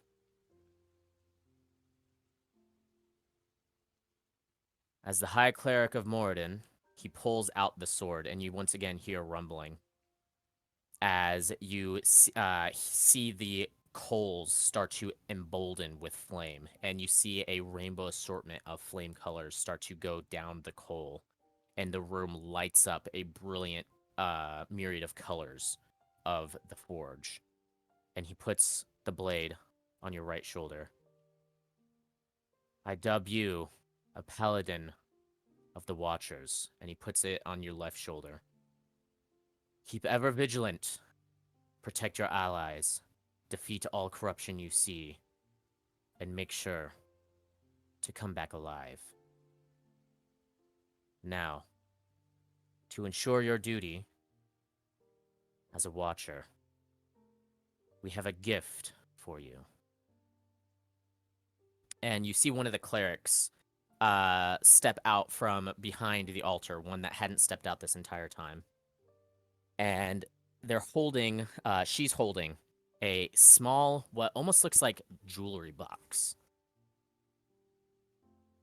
And she hands it to Arad. And he takes it and he opens it, and he has a little bit of a smile on his face as he turns back towards you. I gift you this to help you in your endeavors. And I you will- are the first person to get a magic item of the campaign. Yay. Yay! Let me just... Wait, Jess has a magic item. I do? That book. That's magical. I mean, technically, when you put it that way. Yeah. And I have a magical compass. Yeah, I mean, I guess everyone sort of has like a sort of magical weapon, just not. Yep. They're just like And common I'm a wizard. magical so I weapons. just throw Yeah, magic you're people. just magic. Period. That's just what you are. You are the magic. I am trying to remember what the hell this thing was called. I had it but I can't find it now, and I'm sad.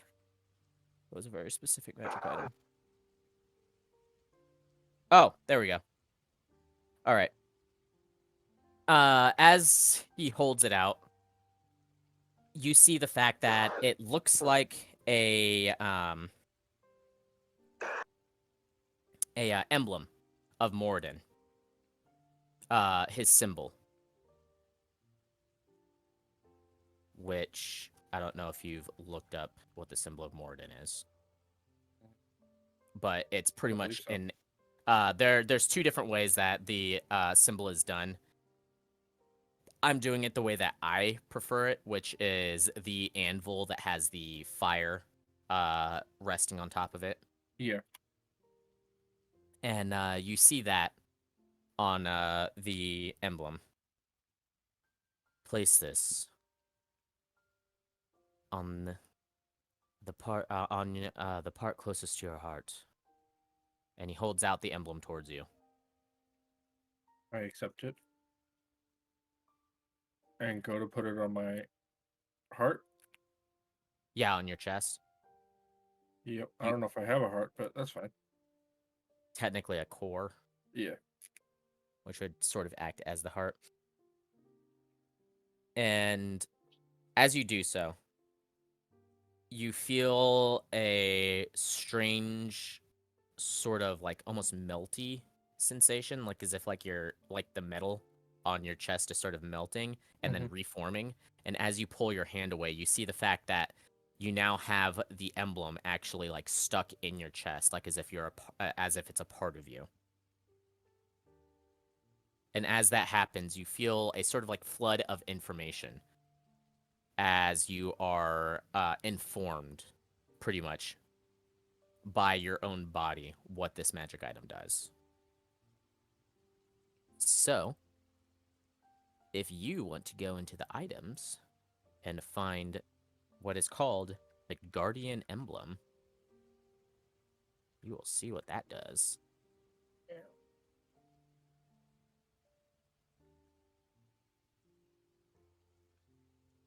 Actually, I could just add it to your inventory if you want me to. That'd probably be easier. Yeah, probably. Boom. It's now in your inventory.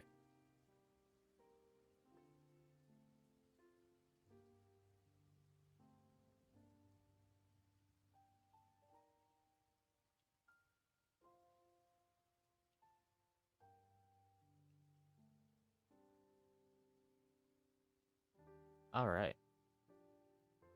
I don't actually see it.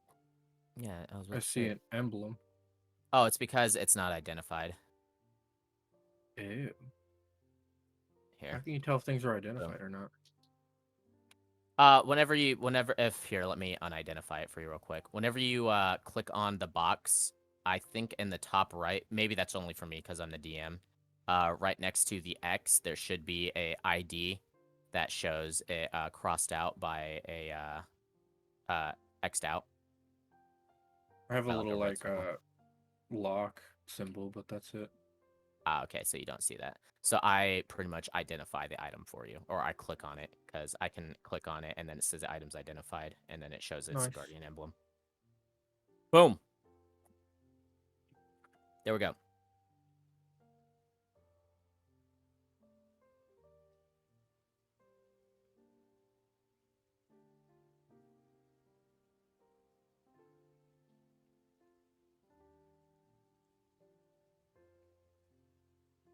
As you do that, and I'm assuming you kind of look in wonder at Yep. the magic item, Arad starts to make his way back up the stairs of the altar with the Flameberg in hand.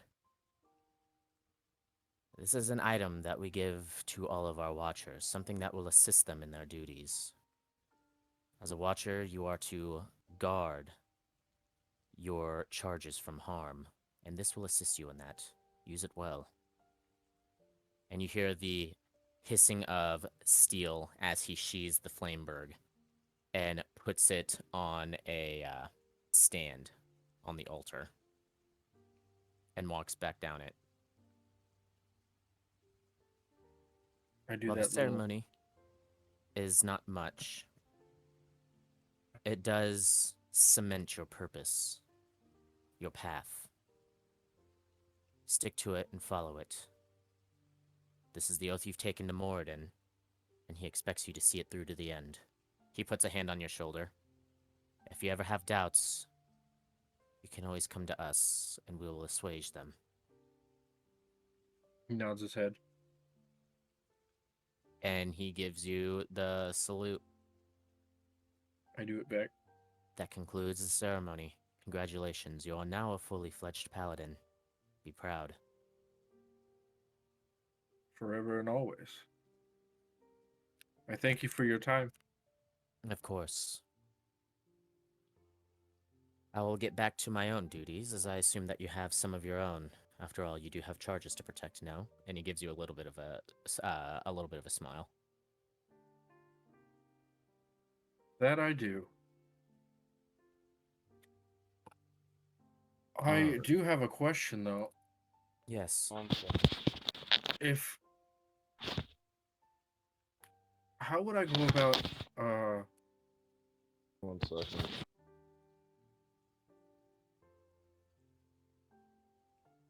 how would I Once- go about Yeah, go for Sorry, I it. didn't know what he was doing. Go for it. Wow, I can't even think of words today. How would I go about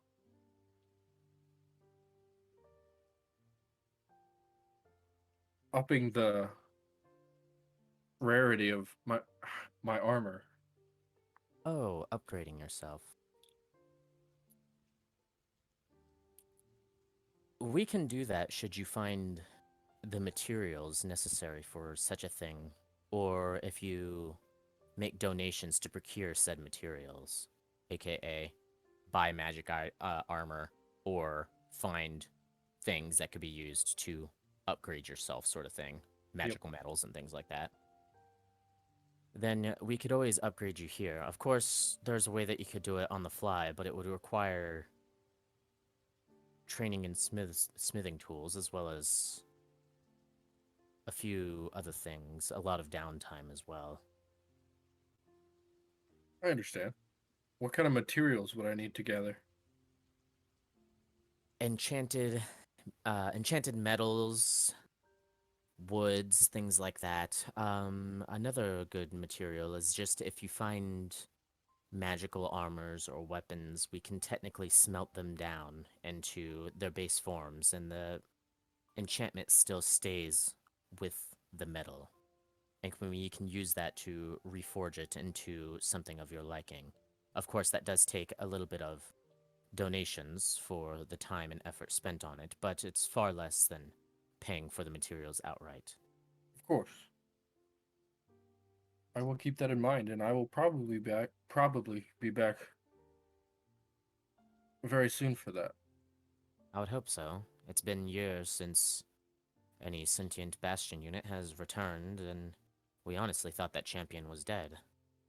Seeing him return is, well, surprising That's and what he welcome. said. Yes, unfortunately, he doesn't seem to have really put the temple in mind, but, well, as long as a creation of Mordan is well and good, I guess that's all that we can really ask for. He was going to accompany me, but he got held up by his fans. The arena. Yes, that makes sense. Maybe I'll see about going to visit him myself.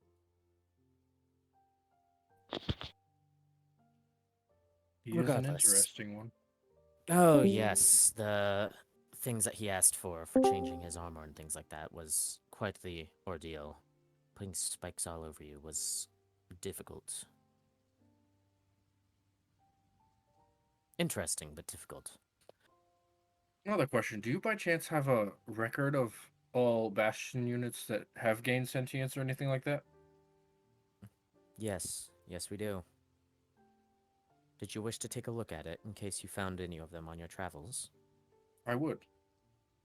That is Very probably well. my next goal. As long as I am traveling, might as well be doing something with that. I'm still very curious as to why I'm actually alive. As are we all. Very well. I will see that the records are copied and sent to your quarters on the morrow. Just so that I- way you can keep track of the information easier. I appreciate it, and I'll bow, do that gesture again. All right. He does so as well and gives you a little bit of a smile.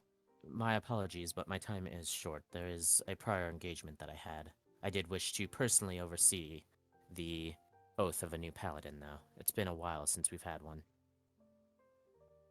And I appreciate the time. I will see you, hopefully, multiple other times, as I will be coming back to the temple every time I am back in Avengarde. It would be lovely to see you again. Farewell, Bastion Unit, and safe travels. He just nods and then turns to walk away. All right, you guys are free to do with the rest of the day as you wish. Is there anything in particular that you wish to do before pretty much a rest is taken? I do. But So- I've been going for a while, so anybody else that wants to do something can do so. Maybe we can meet up and go together. This isn't something Bastion would drag you guys along to do. Okay. But if you just happen to run into him, he wouldn't object if you wanted to come. I really can't think of what. See, initially I wanted to see if I could look into anything on the festival, but Yeah.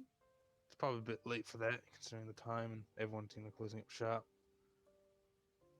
I was gonna see about like maybe having a frozen treat stand opened up or some shit.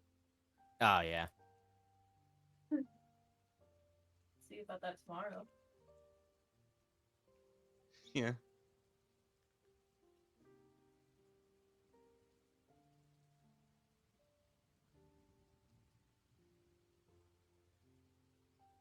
If nobody else wants to do anything, Bastion would like to go to a bookstore or something of the sort. All right. Since it doesn't seem like anybody is really intent on doing anything, yeah. There is several bookstores within Avengarde. The most famous one, or I guess famous one, is the one just titled the one store titled Loose Leaf Books, which I'll go there. has yeah, it's sort of like a miniature library in big bookstore fashion, and it has a lot of stuff from popular books as of now to some ancient scrolls and texts and stuff like that that you normally wouldn't find in most bookstores. And it's sort of like an all-rounder bookstore. There's some that are more specialized, like some that deal specifically in like magical scrolls and grimoires, and there's like a couple that also deal with more specialized books such as like history and things like that as well. But this one is sort of like the all-rounder. That's actually what I was going to look for, are just history books in general. Maybe Hmm. one that's on Avengarde or any of the other major empires, if you would call them that, on the continent, Okay. or just a general history of the entire continent. That would work too.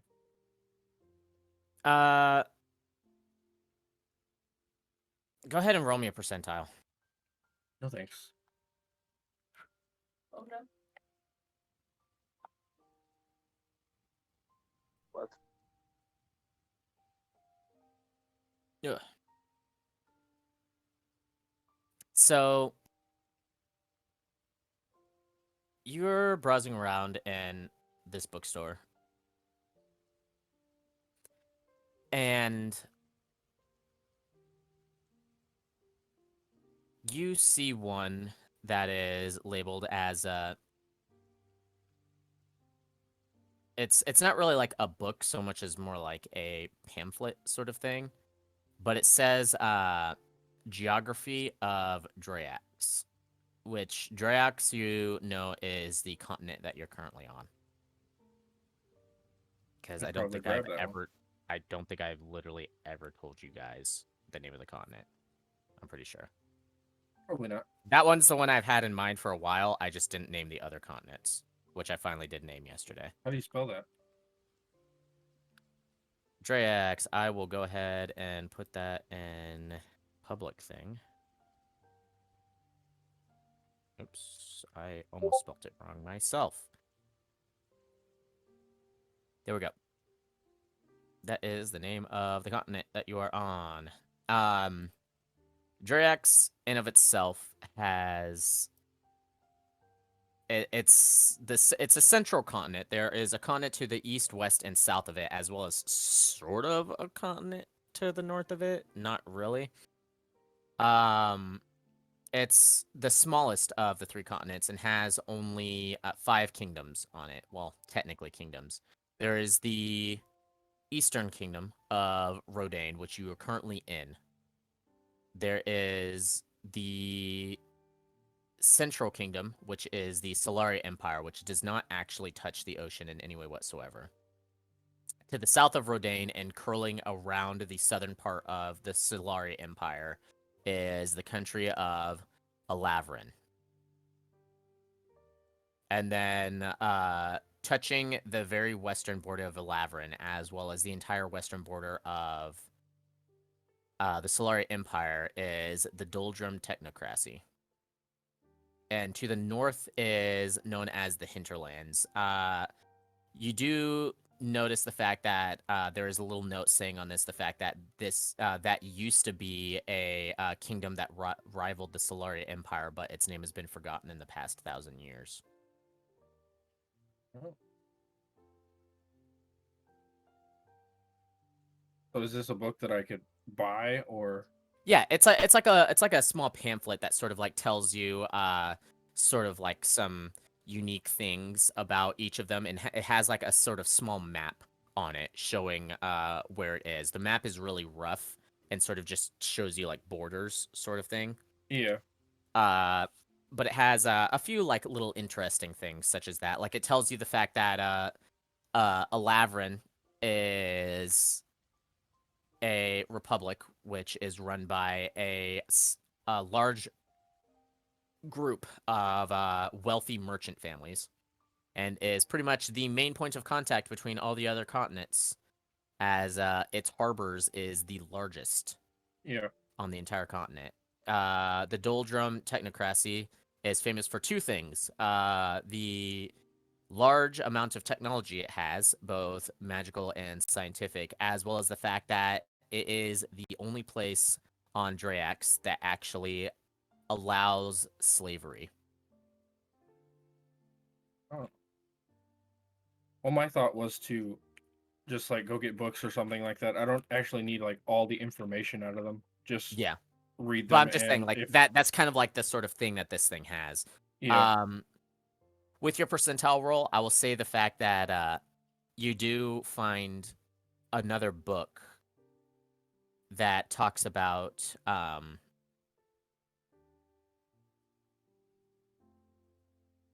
I would say the fact that it talks about the history of war between the Solari Empire and the rest of the continent. And there are a few names, just kind of skimming through it to see if it actually has any relevant information. There are a couple names that stand out to you, and that is the fact that there is a man that is mentioned as the Emperor at one point in time, which was apparently in friendly relations with the North for whatever reason. He had actually been an adventurer of sorts, a hero on the continent, and his name was Galrin. Apparently, he had a brother that went by the name of Galdrin, which is the name that the Hero King of the Empire has taken up Hero King Goldrun. Yep. After reading that, I'll probably grab that one too.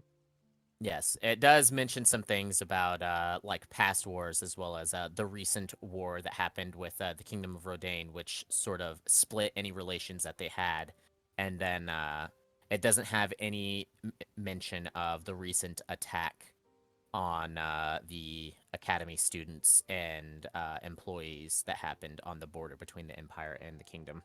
Yeah. Just wanted to get some books to draw on if anything ever came up about history. And then after that, I would probably just look for any and all children type books I could find. All right. I want you to roll me a perception check and then also another percentile roll. I'm great at perception. I know, you're so great. Oh, that's a 2. Go ahead and roll your percentile.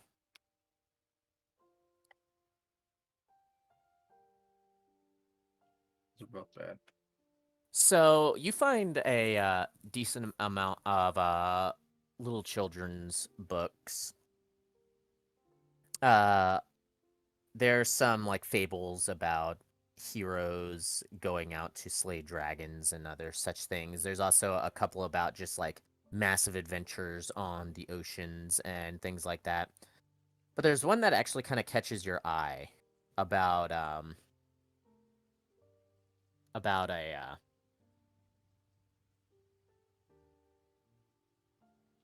man. And it's kind of a children's book, but also not really at the same time. It has some more adult-ish sort of themes, but it seems to be about a half-elf man who had been cursed by a pirate lord and his adventures in order to undo that curse.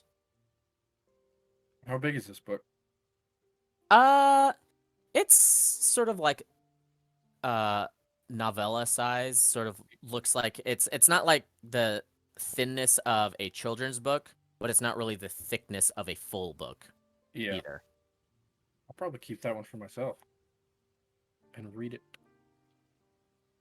You have to write an entire book so I could read it, Andrew. All right. I'll Deal. get right on that. I will be Awesome. done by like next year maybe. Cool. Anyways, grabbing all this in total would cost probably around 3 gold and like 8 silver. Deal. And 1 electrum just to piss you off. I don't know how to do that calculation, my guy. Well, 10 silver equals an electrum, and 10 electrum equals a gold. Oh, yeah. No thanks. No thanks. After buying all of those, I would go visit that temple. All right. So you go and you visit the Temple of Elmater, Bond's temple. And you go and you visit all of the children. And they see you. And you give them all little books and stuff like that and pass them out. And you kind of whittle away the time hanging out with them, playing. The priests, of course, give you nods of gratitude and thanks and things like that as you hang out with the kids. I would also, I don't know, what's the, I guess the average donation probably isn't that high, but the donations really work with whatever you're willing to give, sort of thing. So there's no really average donation sort of thing. how much gold did we get for that last mission exactly each? I don't remember. That was a decent ass amount. I believe it was like 160 something gold. Trying to remember. I think it was like 160 66, and then some stuff was sold, so it made it Yep. toward like around 180. Then I will probably go to wherever I need to and donate 30 of my own gold. Yeah.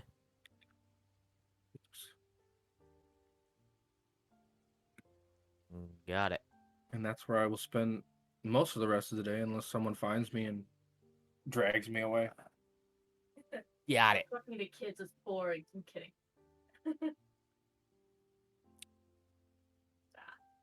So you do that. Anybody wish to do anything before passing on to the next day and starting out on the true adventure of this campaign? It only took like 3 months to do. We could skip to the next day. All right. Yeah, we're ready for the next day. So you guys all rested up after your little adventure, doing all your little personal things, stuff like that, getting items, getting a little bit of training done. I imagine, Bon, you've been continuing on little honing a bit of your Kensei stuff as well as meditations and things like that. And Bastion, you're reading your book. Yep. Casseron, you're also probably reading your book. Reading my book. Eris, I'll go ahead and have it to where, since you wanted to get some fresh supplies and stuff like that, overall, for for a week's worth of travels, for fresh food and fresh food and things like that, it would cost, I would say, probably about 12 gold, just for all the stuff necessary for making enough food for everybody for all 7 of those days. And if you want it to be 14, there is a slight discount of the fact that it only costs 20 gold.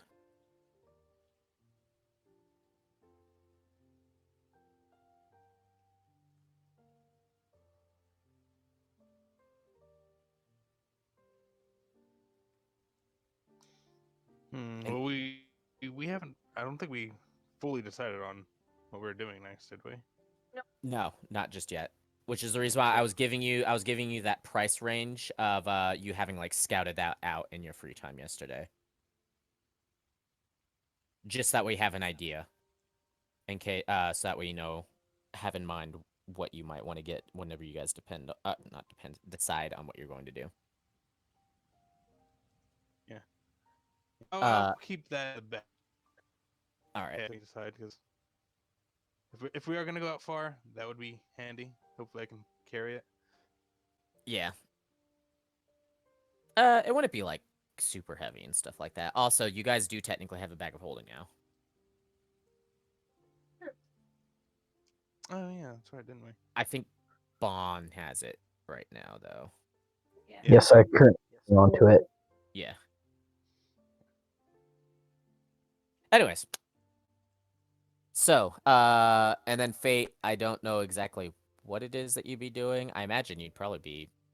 Well, I am going over a very intriguing magical spell. I'm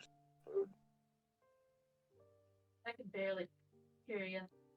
Yeah, you sound like as if you're like talking through like a radio from like 50 feet away. I'm eating food. Oh, okay. That makes sense. I thought I'd go off and say it was something more interesting, but nope. I'm just kind of stuffing my face. All right. I guess we could look at the request board. Yeah, I was about to say, you guys get everything all kind of situated, and Steelbane is busy, as he was before. He does seem like as if he has a few singe marks on his hair. Well, on his hairs, around his body. But looking at the request board, there's a few requests that are on there. One of them is already marked as completed. Another one seems to be marked as taken, and then there are 2 other ones. There is an investigation to the north into the Dark Woods for a village called Darkwood Village that seems to have lost contact. There's another one that seems to be an investigation to the south around Skyfall Lake, as there seems to be some issues with goblins that seem to be going on around there. Those are the two requests that are on there at the moment. A few of the other ones seem like looking like as if they've been sort of ripped off. You can see another one that seems to be talking about escort to, and then you don't really see what the rest of it is. You just see an A and a U. I say a what? There's some other requests that seem to have been like torn off the board at some point in time before you guys arrived. Like one of them, it just says like escort to, and then the rest of it is sort of like torn off, and it just says AU, and you don't see what the rest of the request was supposed to have asked for. Ah.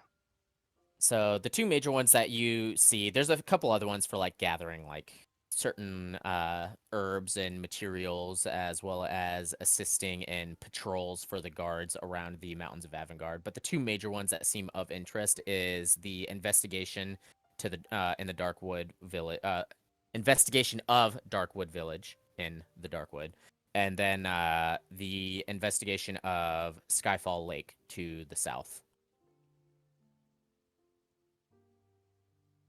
As you are looking at that, though, you do see Zephyra walking out from one of the back little meeting room areas, and you see the two half-orcs from the day prior that seem to be talking to her. Him, whichever one you want to refer to Zephyra as. I don't know. You guys decide on what gender you want to refer to Zephyra as. Zephyra hasn't actually labeled as a gender. Literally is not labeled it with any gender. Anyways. Say them. Yeah, you could say them too. That's fine as well. Hmm.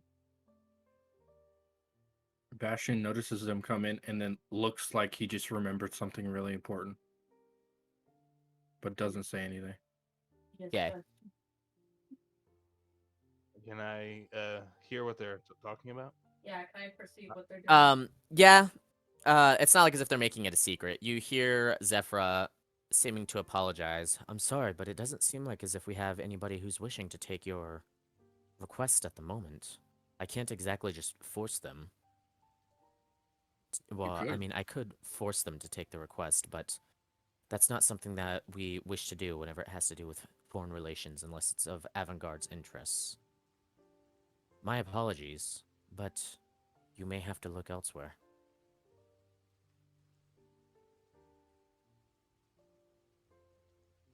You see the two half-orcs look a little crestfallen at that. Very well.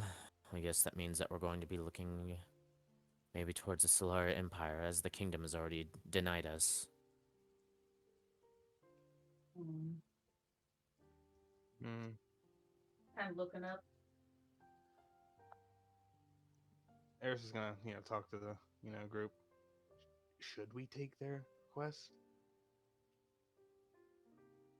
I mean,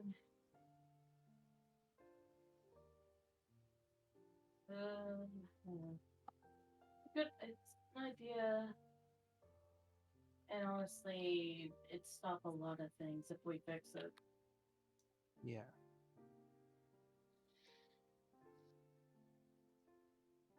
Plus, there's Group another thing. consensus. What do you all think? Bastion walks away. Bastion? He walks towards the two half-orcs.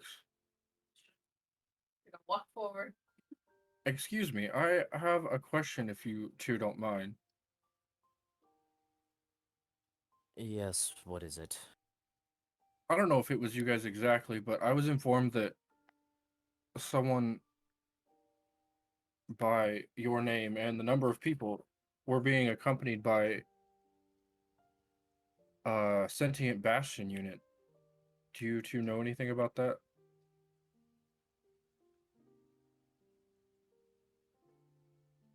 Oh. You're talking about Yes, there was a, as you call them, Bastion unit that was assisting us so that way we would assist him in dealing with something. I was hoping that with his assistance, we might be able to get help from Avengarde, but he was pretty adamant about not visiting something here. Mordan or something like that. I don't really understand why, but he didn't want to come in the city. Yeah, so I'm just gonna raise an eyebrow at that. Bastion unit? I think it's something about Morgan.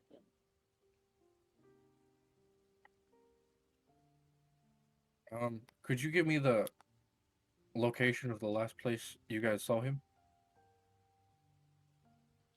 He was out beyond the northern mountain range. We're going to meet up with him as we have to tell him of, well, the unfortunate denial. Yawning. Unfortunate denial of our request here, and we're going to have to move on to the Solari Empire. He might return north, trying to deal with whatever it is that he's dealing with over there. Something to do with flames or hearts or something along those lines. It was strange overall. I understand.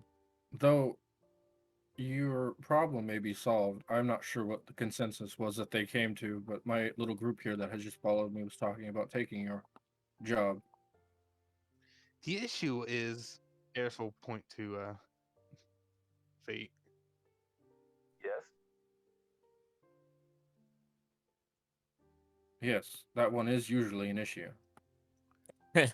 Well, he's the only one who really kind of didn't want to do it in our group because he has a prejudice against orcs and half orcs. It seems. They both look a little uncomfortable as I think I just randomly gave one of them the name Gerald. Yep. Yeah. I didn't think about it. I just randomly gave him the name Gerald. Gerald seems to take slight offense to that, but then the other one, who I know I never did name, kind of holds out his hand. I understand why you would feel uncomfortable with orcs and such due to the history. But believe me when I do say the fact that I am attempting to fix said relations, but first we must alleviate our homeland of our current predicament. We don't have enough resources to be able to sustain ourselves, so we have to take it from others. It's a lifestyle more forced on us if we want to actually survive.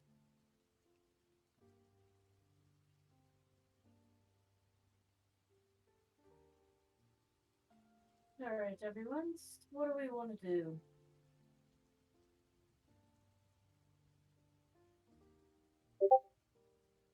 I'm more than happy to help them. Same. As am I. I think it'd be useful and benefit a lot of problems here. Plus, there's some information over at the site I want to look. Zephyra looks a little concerned. Are you all sure that you wish to take this? You'd be gone for an awfully long time. Out of reach of the mercenary knights, that's for sure. Heading that far up north.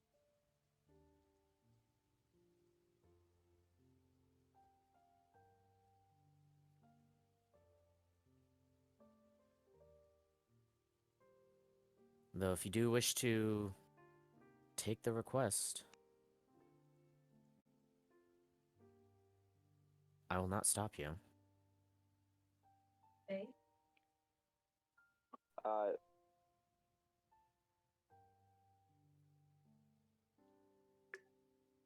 I'm a little reluctant to go, but if the rest of the party's gonna go, of course I'm not gonna stand in the way.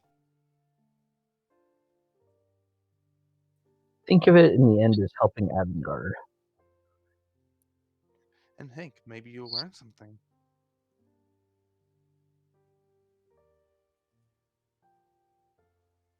Indeed. Well, then I guess I better write up an official request. Come on, you two. I'll get to make use of that discount at the market. Oh Let's dear, do it's gonna be this. All right. cold. Yes, I I'd need more recommend books. packing for warmth. All right. I'll have this request written up here in the next hour. You all get some final preparations done within the city and meet back here at headquarters. Does that sound good? Yes. Harris will, give a salute. All right, make sure to pack warmly. The North is not forgiving. All right. So, let's go shopping. Yes, I'm gonna go procure us 2 weeks of food. All right. So, what all do you guys wish to buy before leaving, pretty much? I know warm clothing, I would imagine. Yeah, obviously jacket. I'm getting of course, the 2 weeks of food. Was it right? Yeah, there's 2 weeks worth of food for 20 gold, which would be a bunch of fresh food for all sorts of different recipes. Pretty much think of it as this. You're paying 20 gold to be able to make enough food for 14 days of any sort of recipe that you can really have come to mind. And if we need So, more, we can hopefully hunt out there. yeah, the world of cooking is your oyster, so to speak, for the next 14 days worth of meals.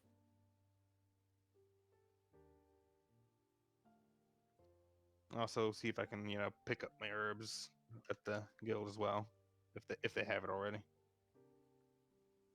Yep.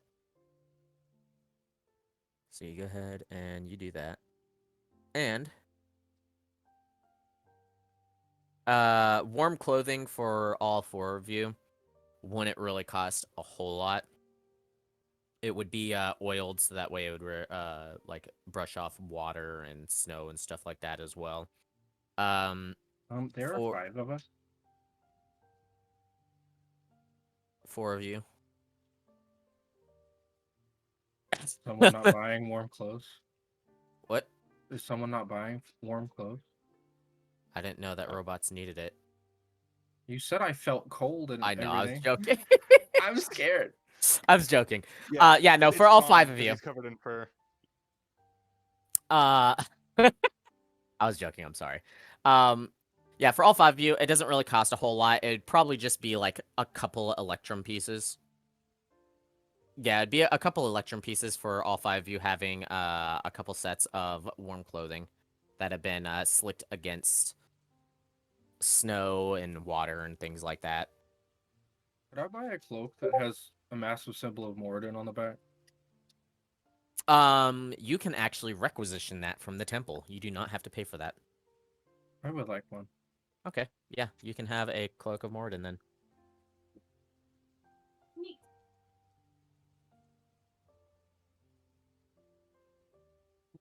So you That's guys right. Look at my chest. look at my chest. Nope, I don't want to. I'm sorry. Just that request. Look at my chest. Anyways, are you actually going to buy any more books or no?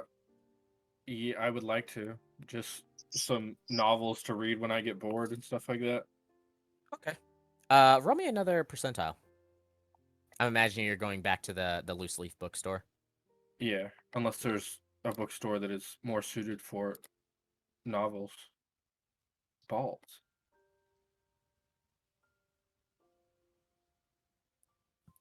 There is.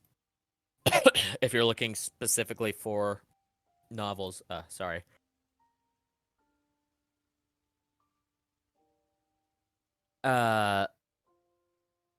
It's literally just called World of Fantasy. Yeah. And it is a bookstore that is mostly there for its stories and things like that. Sort of like as the name phrase, it's supposed to be like the world of fantasy and things like at high adventures and things like that. With your percentile roll, you get a few books. There are a couple that are about, some standard adventures and things like that. Going off to rescue a princess and then like fighting off a dragon or like a horde of demons and things like that. But there's one that catches your eye, as it seems to be a continuation of the strange book you got about a half-elf yesterday. This one seems to be more an actual book fashion rather than the strange like novella thing that you got before. So it's not like a continuation. It's just bigger. No, it's a continuation, but it goes over some of the details of the previous novella. Like it sort of like recaps on some things and continues on from it. So just a few randoms and then that one. Yeah, there's a few random books that are up in the air. This half elf seems to go by the name of. Just a second. Where's his name? Oh my god, there's like a flood of information on this thing. Gil Valentino. And I want you to roll me a history check with disadvantage for me for that. As you finally learn this person's name. I'll also type that out in here.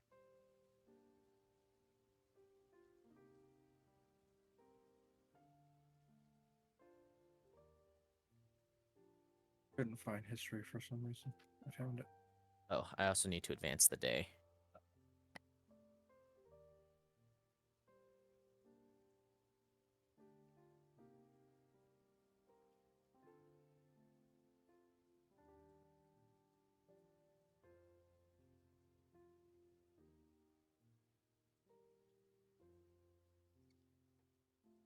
You think about it for a moment. And you're trying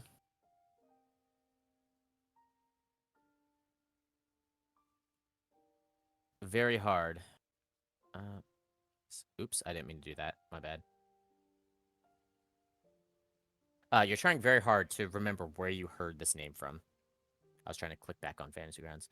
And you remember it being mentioned in the history of the northern continent, which you know is not really a continent, but so much more as like an empire of scattered islands that sort of spreads between the eastern continent and the central continent, as well as the western continent and the central continent, and up towards the north. It is a very large chain of islands and small islands that is just simply labeled as Labeled as what? Aquataron. Ooh. Aquatiron. There we go. Aquatiron. I was trying to say it too fast. So I know that these two books are based on that. Do I know if they're real or not real? Fiction? Non-fiction? You know that Gil Valentino was of interest to clerics and just temples all over the world due to one thing in particular, but you can't quite remember what it is. Maybe if you read the book, you might figure that out, though. Yeah. Cool.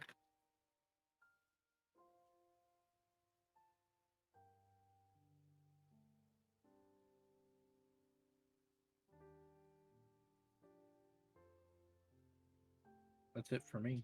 All right.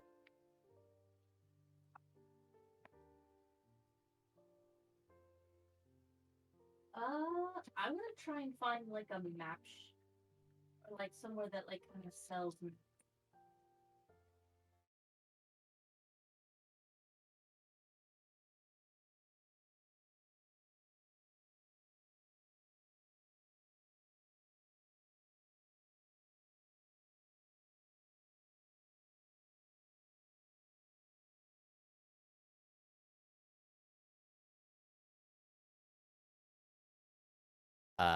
like 9 silver pieces overall.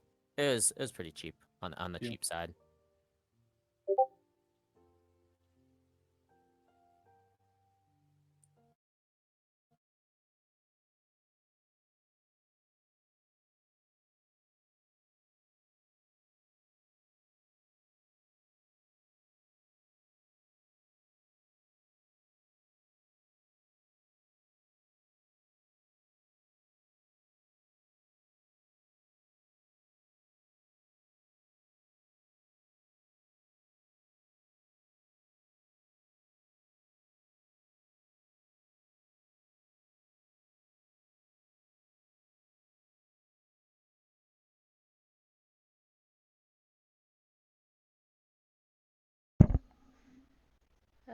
Great. Okay, I should stop the recording then.